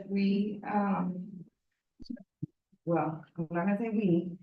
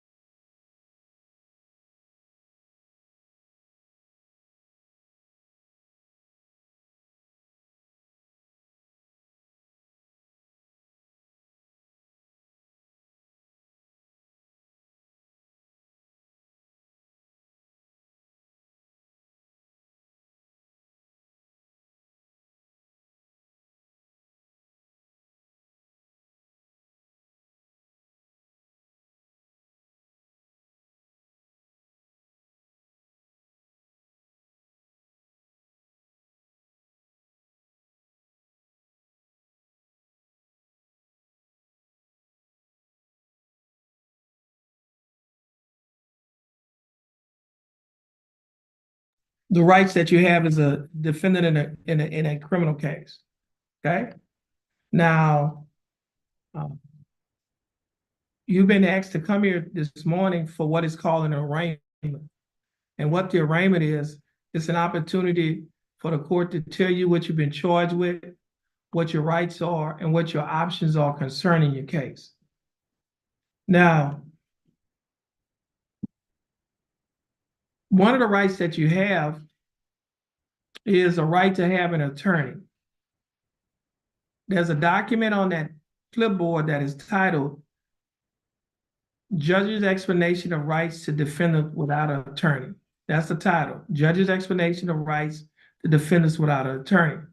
And on that document, it states that you have three options. There's three options regarding your right to have an attorney. Number one, you may hire an attorney. Do you understand that? Okay, number two, if you do not have enough money to hire an attorney, you may request that an attorney be appointed to represent you. Do you understand that option? Or number three, you may represent yourself. That is, if you decide you wanted to waive your right to have an attorney, that means give up your right to have an attorney, and you can represent yourself. Do you understand that option? Now, if you want an attorney and you have enough money to hire an attorney, your case will be reset. Reset means that you'll be given another court date from the day to give you time to hire your attorney. If you want an attorney, but you do not have enough money to hire an attorney, then you may request that an attorney be appointed to represent you by the court. Now, in order for you to get an attorney to represent you, you have to first fill out a financial questionnaire. The financial questionnaire is a document on that clipboard that is titled Jefferson County Affidavit of Indigence. Now, you would have to fill out the first page of that document and half of the second page. And I'll fill out the second half and the third page. Now, if you want to waive your right to have an attorney, that is, give up your right to have an attorney and represent yourself, you will have an opportunity to speak to one of the prosecutors. The prosecutors are the assistant district attorney. They were sitting in that chair at the table that's in front of you. You can talk to them about settling your case. We call that a plea bargain. You can reach a plea bargain agreement. Or if, now in order for you to talk to the prosecutor, you have to first sign a document on that form that is titled, on a clipboard that is titled Waiver of Counsel for Purposes of Entering a Guilty Plea or Proceeding to Trial. Do you see that document? It's titled Waiver of Counsel for Purposes of Entering a Guilty Plea or Proceeding to Trial. You'd have to read and sign that document if you would like to waive your right to have an attorney and represent yourself. Now, at the bottom of the document that is titled Judge's Explanation of Rights to Defendants Without an Attorney, it states in the large paragraph, in the fourth paragraph, it states, be aware that there are dangers to self-representation. Waiving your right to an attorney and representing yourself may result in the worst outcome for you and your case, including the loss of significant rights and opportunities relating to military service, possession of a firearm, housing and public benefits, child custody, immigration status for non-citizens, and employment. Now, if you choose to give up your right to have an attorney, that is, if you choose to represent yourself, you may change your mind at any time and request that an attorney be appointed to represent you. Do you understand that? Now, at the bottom of that document that's titled Judge's Explanation of Rights to Defendants Without an Attorney, at the bottom of that document, there are 5 lines. If you would like to hire your own attorney, then you will place your initials on the first line to the left. If you have already hired an attorney to represent you, then you'll place your initials on the second line to the left and the name of the attorney on the line to the right. If you like to apply for a court-appointed attorney, then you'll place your initials on the third line. If you've already been appointed a court-appointed attorney to represent you in your case, then you'll place your initials on the fourth line to the left and the name of the attorney on the line to the right. If you would like to waive your right to have an attorney or give up your right to have an attorney, you would like to represent yourself, then you will place your initials on the fifth line to the left. Once you have finished initialing one of the 5 lines, then you will sign your name on the line that is titled defendant, and you will date it today's date, May 28th of 2024.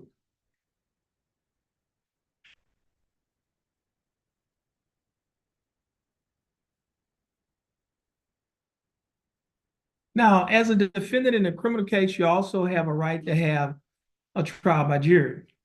That area over there where you see those 12 chairs, we call that the jury box. 6 citizens from Jefferson County will be selected to serve as jurors in your case. They will listen to all of the evidence, they will listen to the arguments, and they will deliberate and decide whether or not to find you not guilty or guilty of your charges. You also have a right to waive or give up your right to have a trial by jury. Waiving your right to have a trial by jury means that you will not be having a trial by jury. And if you waive your right to have a trial by jury, your case will come before me, the judge, in one of 3 ways. One way it can come before the judge is by way of a trial. That is a trial without a jury. The judge will be the judge and the jury in the case. The judge will listen to the evidence, listen to the arguments. The judge will decide to find you guilty or not guilty after applying the facts, after applying the law to the facts in your case. Now, the other way that your case can come before the judge is by way of a plea bargain. Okay, a plea bargain is agreement that you work out with the state. If you are not able to work out a plea bargain with the state, your case will come before the judge by way of an unagreed plea bargain agreement. It just simply means that you and the state have not been able to reach an agreement, but you want the judge to decide what your punishment will be in the case. The third way that your case can come before the judge is by way of an agreed plea bargain agreement. That simply means that you and the state have reached an agreement to settle your case. It will come before the judge, and then I can do one of 2 things. I can either accept or reject the plea bargain agreement. That means that I could decide not to follow the plea bargain agreement. That's what it means by when I use the term reject, or I can decide to follow the plea bargain agreement. Now, if I reject your plea bargain agreement, you have a right to take back or withdraw your plea. In essence, let's say you and the state have worked out a plea bargain agreement for you to, let's say, be on probation. And I say, well, I'm not going to follow that plea bargain agreement. Well, you can say, well, judge, I take back or I withdraw my plea bargain agreement. You have that right. Now, if I follow the plea bargain agreement, and if you decide within 30 days that you would like to appeal your case, you have to get permission from me to appeal your case. And what an appeal is, it means that you would like a higher court to review your case to see whether or not this court has committed an error or whether or not you have been wrongfully convicted by this court. And if you appeal the case, well, if you want an appeal, you have to get my permission if I follow the plea bargain agreement. And so if I give you permission, then your case will go upstairs to the Ninth Court of Appeals for them to review the case. If they can do one or 2 things, they can either grant or deny your appeal. If they grant your appeal, they can just simply find you not guilty, or they could send the case back down to this court and order this court to give you a whole new trial. If they deny your appeal, then you can appeal your case to a higher court than the Ninth Court of Appeals. You can appeal your case to the Texas Court of Criminal Appeals, which is the highest criminal court in the state of Texas, and they are located in Austin, Texas. You will have to file what we call a pro se petition for discretionary review. And what that means is this: pro se means you'll be filing this petition without a lawyer. You'll be representing yourself. And you'll be asking or petitioning the court, the Texas Court of Criminal Appeals, to review your case to see whether or not your appeal should have been granted, or whether or not you've been wrongfully convicted, or whether or not we have committed an error by convicting you. Now, they can do one or two things. They could grant or deny your pro se petition. If they grant your pro se petition, they can simply find you not guilty. Case over. Or they could send the case back to the Ninth Court of Appeals, or they could send the case back down to this court and order this court to give you a whole new trial in this case. If they deny your pro se petition, at that point, your conviction will stand. Okay? Now, you also have a right to have witnesses to come to court. Witnesses, they can testify for you or against you. You have a right, if you're representing yourself, you can ask a question. If you have a lawyer, your attorney can ask them questions. We call that either direct or cross-examination. You also have a right to waive your right to have witnesses, which means that you will not be calling witnesses. It does not mean that the state will not be calling witnesses, because they will be calling witnesses in your case. You also have a Fifth Amendment right against self-incrimination. That simply means that you have a right not to testify in your case. The state of Texas, the district attorney's office, cannot force you to testify against yourself in your case if you exercise your Fifth Amendment right against self-incrimination. Now, you can waive or give up your Fifth Amendment right against self-incrimination. And if you do that, then you will be testifying in your case. You also have a right to have what we call discovery. Discovery means you have a right to see the state's evidence, the evidence that they have against you. In essence, you have a right to discover or see what the state is using as evidence against you. Now, that is, you have a right to see your witness statements, your statements, police reports, lab reports, video recordings, audio recordings. You also have a right to see any instruments that they may have. You have a right to have access to that. Now, you also have a right to waive or give up your right to discovery. By waiving or giving up your right to have discovery, that means that you do not want to have access to the evidence that the state will be using against you. All right. Now, you're here today because you're out on, you've been arrested, you're out on bond. You're either out on the cash bond, which means that you paid the full amount of the bond to get out of jail, or you're out on the surety bond, which means that you paid a bondsman a percentage of the bond to get out of jail, or you're out of jail on an APR bond, which means that you were released without paying anything. You was released under your personal recognizance with a promise to appear here in court. Now, every day that you spent in jail, that jail time could be used as credit towards your punishment. So, for example, let's say you're in the state of work out a plea bargaining agreement. And let's say you have served 5 days in jail. And the state is offering that in the plea bargaining agreement that you serve 5 days in jail. That simply means that you will not have to serve any more time in jail. Why? Because you'll be given credit for the time that you've already served. Yes, you'll be time served. Now, if you serve 5 days in jail and the state is offering 7 days in jail, that means you would only have to serve 2 days in jail, because we will subtract the 5 days from the 7, and that leaves 2. Now, every day that you spent in jail can also be used as credit toward your fine and court costs.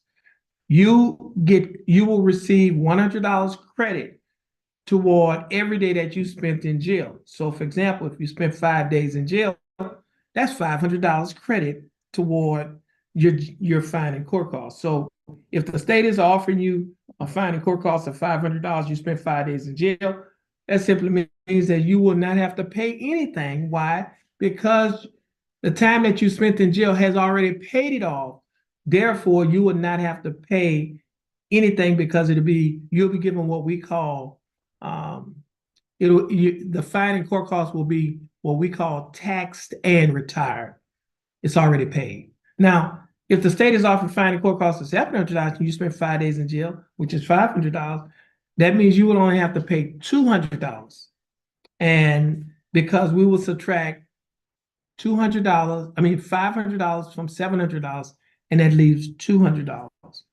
Now, you'll be required to pay the fine on the day that you enter the plea, or you plead.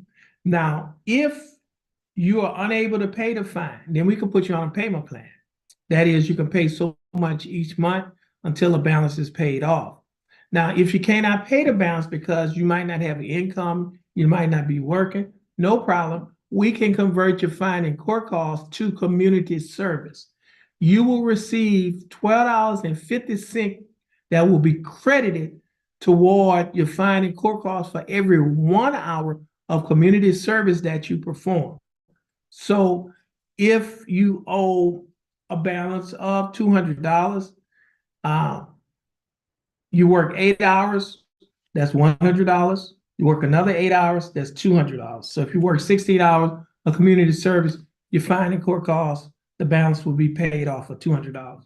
Now, if you have never been in trouble before, Jefferson County has a program that is called pretrial diversion. What that program is for first-time offenders. And what they will do is they will dismiss your case. And if you complete the program, you can get the case wiped off of your criminal record like it never happened. We say it's expunged, wiped off, deleted, or erased. In order to qualify for the program, it cannot be an offense involving unlawfully carrying a weapon. It cannot be an offense involving resisting arrest. You have to have an attorney to get into the program, and it has to be your first time getting in trouble. Now, if you are a veteran of any one of the military branches, there is a program that Jefferson County has that is called Veteran Schools. It's for veterans only. In order to get in the program, you just have to be a veteran of any one of the branches of the military. And what they will do once you complete the program, they'll dismiss your case.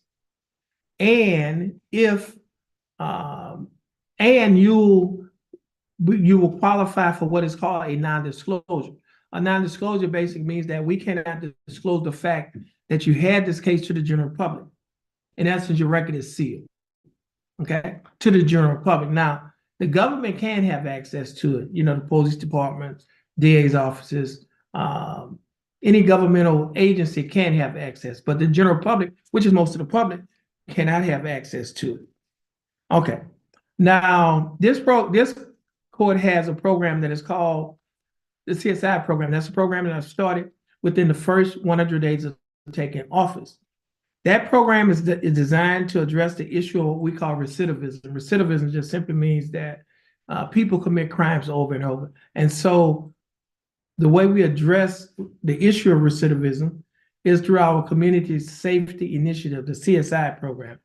In that program, we have partnerships with local agencies. One of the agencies that we have a partnership with is our Spindletop Center. Spindletop is our local mental health center.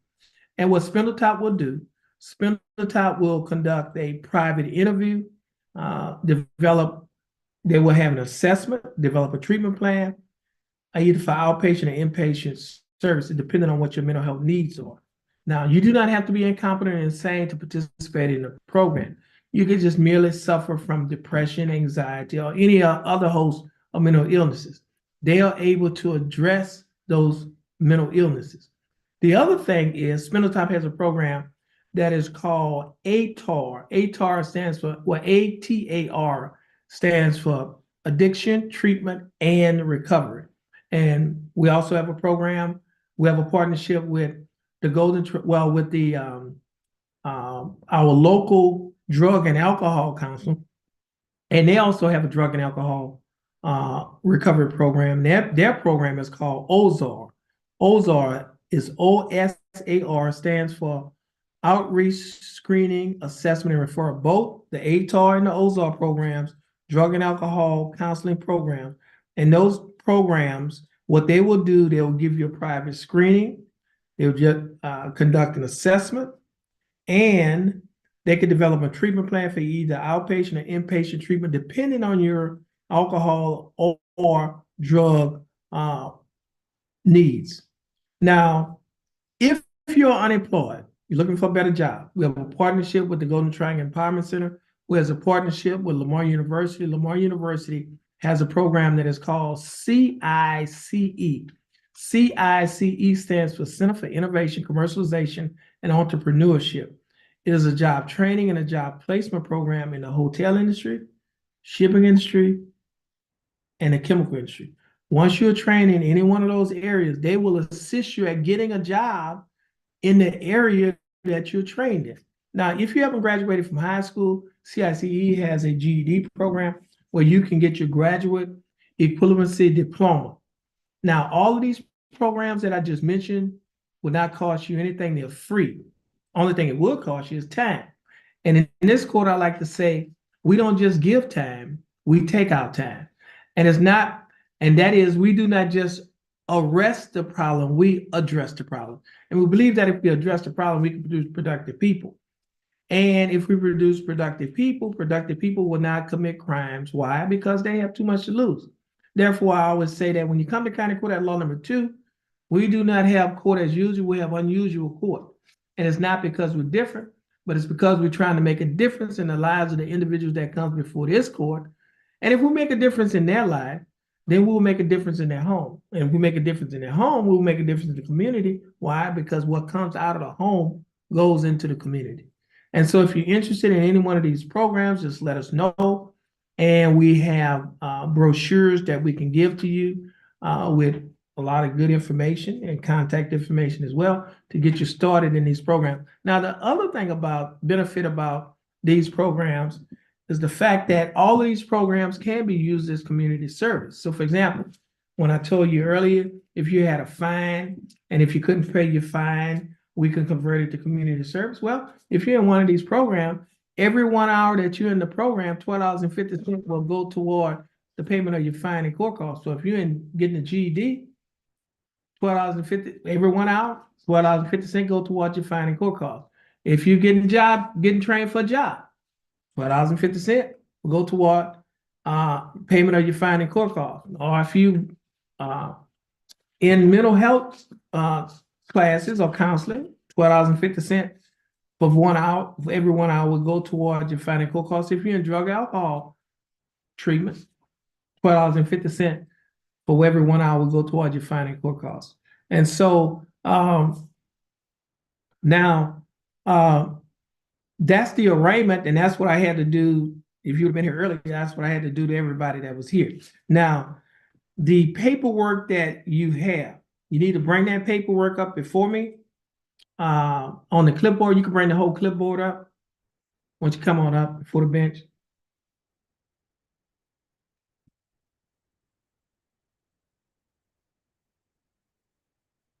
Once you stand over here and get that to me. Okay, you can give it to her. Let's see what we have. It's complete. You wanna apply for court appointment attorney? That's what it says. Okay, he needs to put his initials. Did he put his initials on that line? On the third line, your initials. Now, on page, let's see, it says, look at it, affidavit of indigence.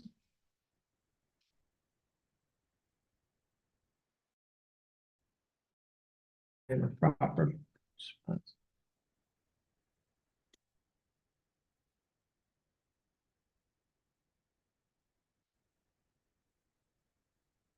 You can tell him what it's in. Yeah, you can have a seat at that table right there. Yeah, you right there with the table. Okay, that might be qualified. That'll be John Macy. Huh? I don't know this. Okay. You do? Was it on the it was on the Raymond doc?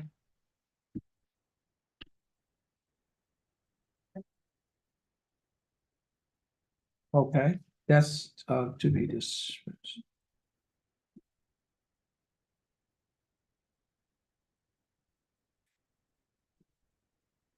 He's filling out some paperwork.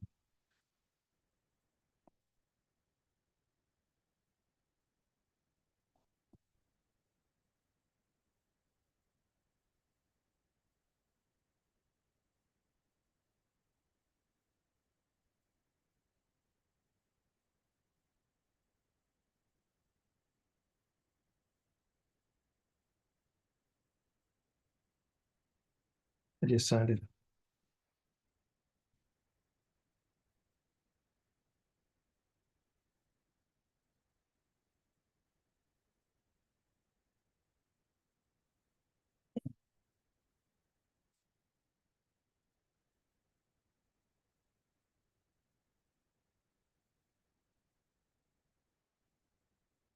Let me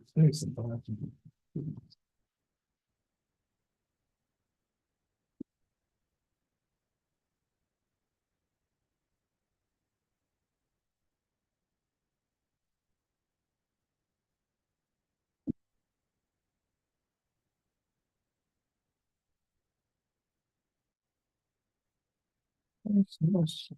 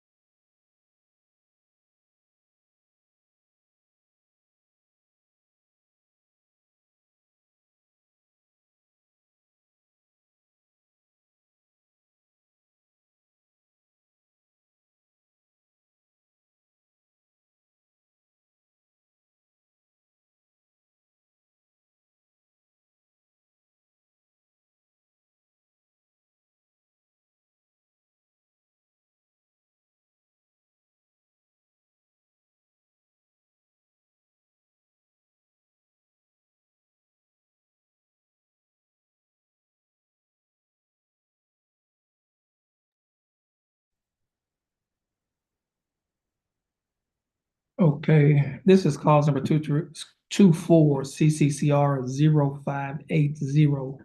Case of style of state of Texas versus Christopher Allen LaFleur Jr. Mr. LaFleur, is that your full name? Mr. LaFleur, would you please raise your right hand? Mr. LaFleur, do you swear or affirm to tell the truth, the whole truth, and nothing but the truth to help you God?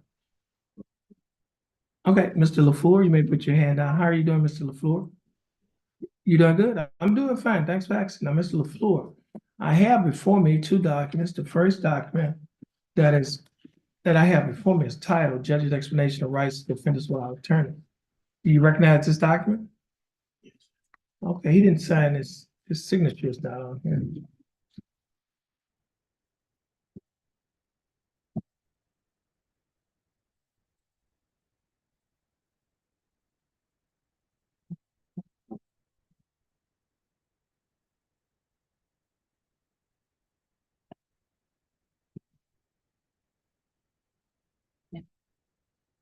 Okay.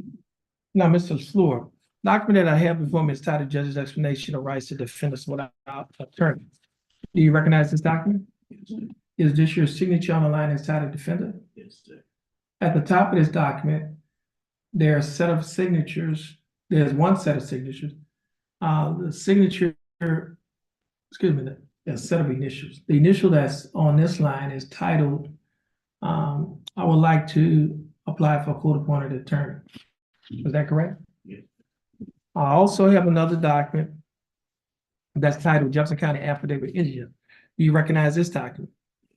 On page 2 of this same document, there is a signature above the line that is titled Defendant Signature. Is this your signature? Yes, sir. Mr. LaFleur, before you signed and initialed all these documents that I just showed you, did you read the document? Did you understand what you read? Is everything in these documents true and correct to the best of your knowledge? Yes. Mr. LaFleur, I read your answers. Based on your answers, you meet the eligibility requirements for the appointment of a court-appointed attorney. And the attorney that will be appointed to represent you in your case is Attorney John Macy. Attorney Macy will be given information to contact you, and you will also be given information to contact him. Our court coordinator will give you that information, but before she gives you that information, I need to give you some bond. She's going to give you some bond conditions. Would you please step in front of her for your bond conditions?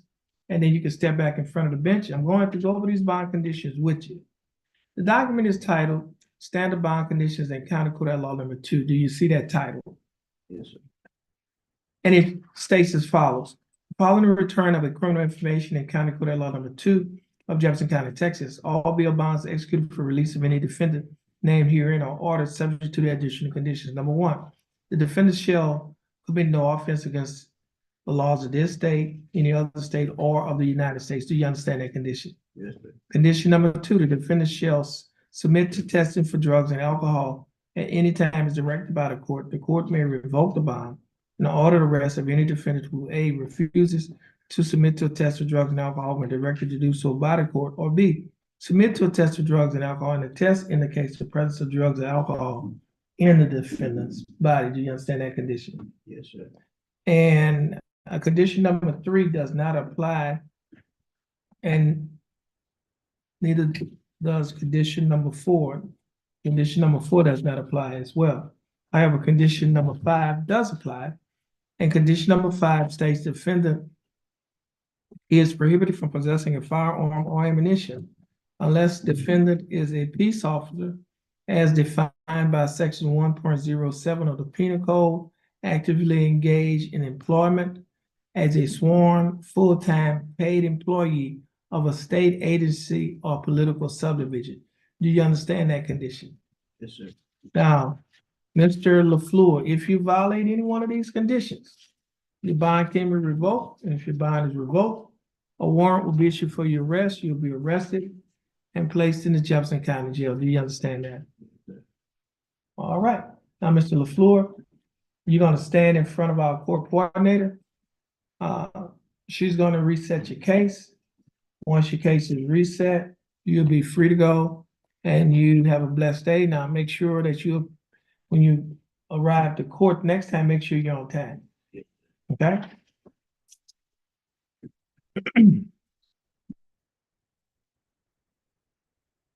You know, they used to say that, I had a band director that says that when you're on time, you're late, and when you're 15 minutes early, you're on time. Okay? Yes. So that's what you need to remember.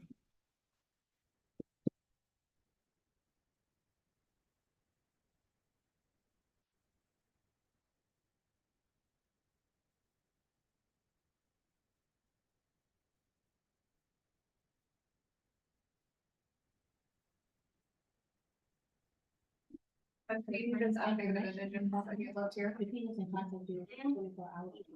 What is that? His affidavit of indigent. I think that's the one that was wrong. Yeah, it is. You could shred that, I think. All right. Y'all have a blessed day. I think we have one bond forfeiture. No, shouldn't have I any. think John Pierce Chapman,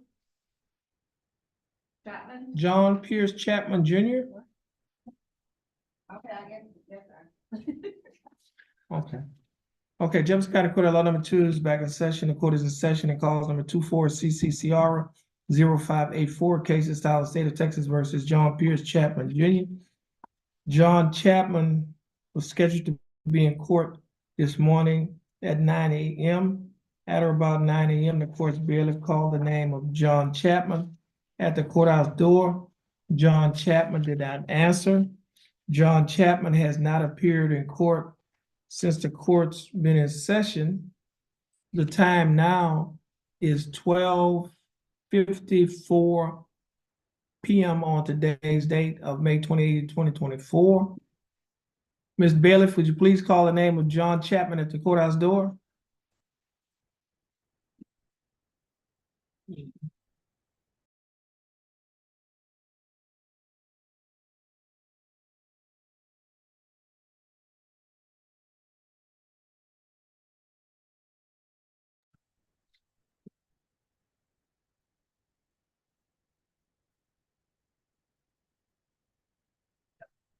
John Chapman?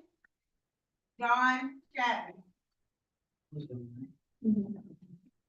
No response, John. Okay, John Chapman's name was just called at the courthouse door. John Chapman did not answer. A reasonable time has passed to give Mr. Chapman an opportunity to appear in court. He has not appeared in court. State, do you have a motion? Statements from forfeiture. That motion will be granted. John Chapman's bond will be forfeited. The warrant shall be issued for his arrest in cause number 24 CCCR 0584. And this will conclude the calling of the court's arraignment docket on today's date, on May 28, 2024, County Court at Law number 2, Jefferson County, Texas. Judge Terrence Holmes presiding. Everyone, please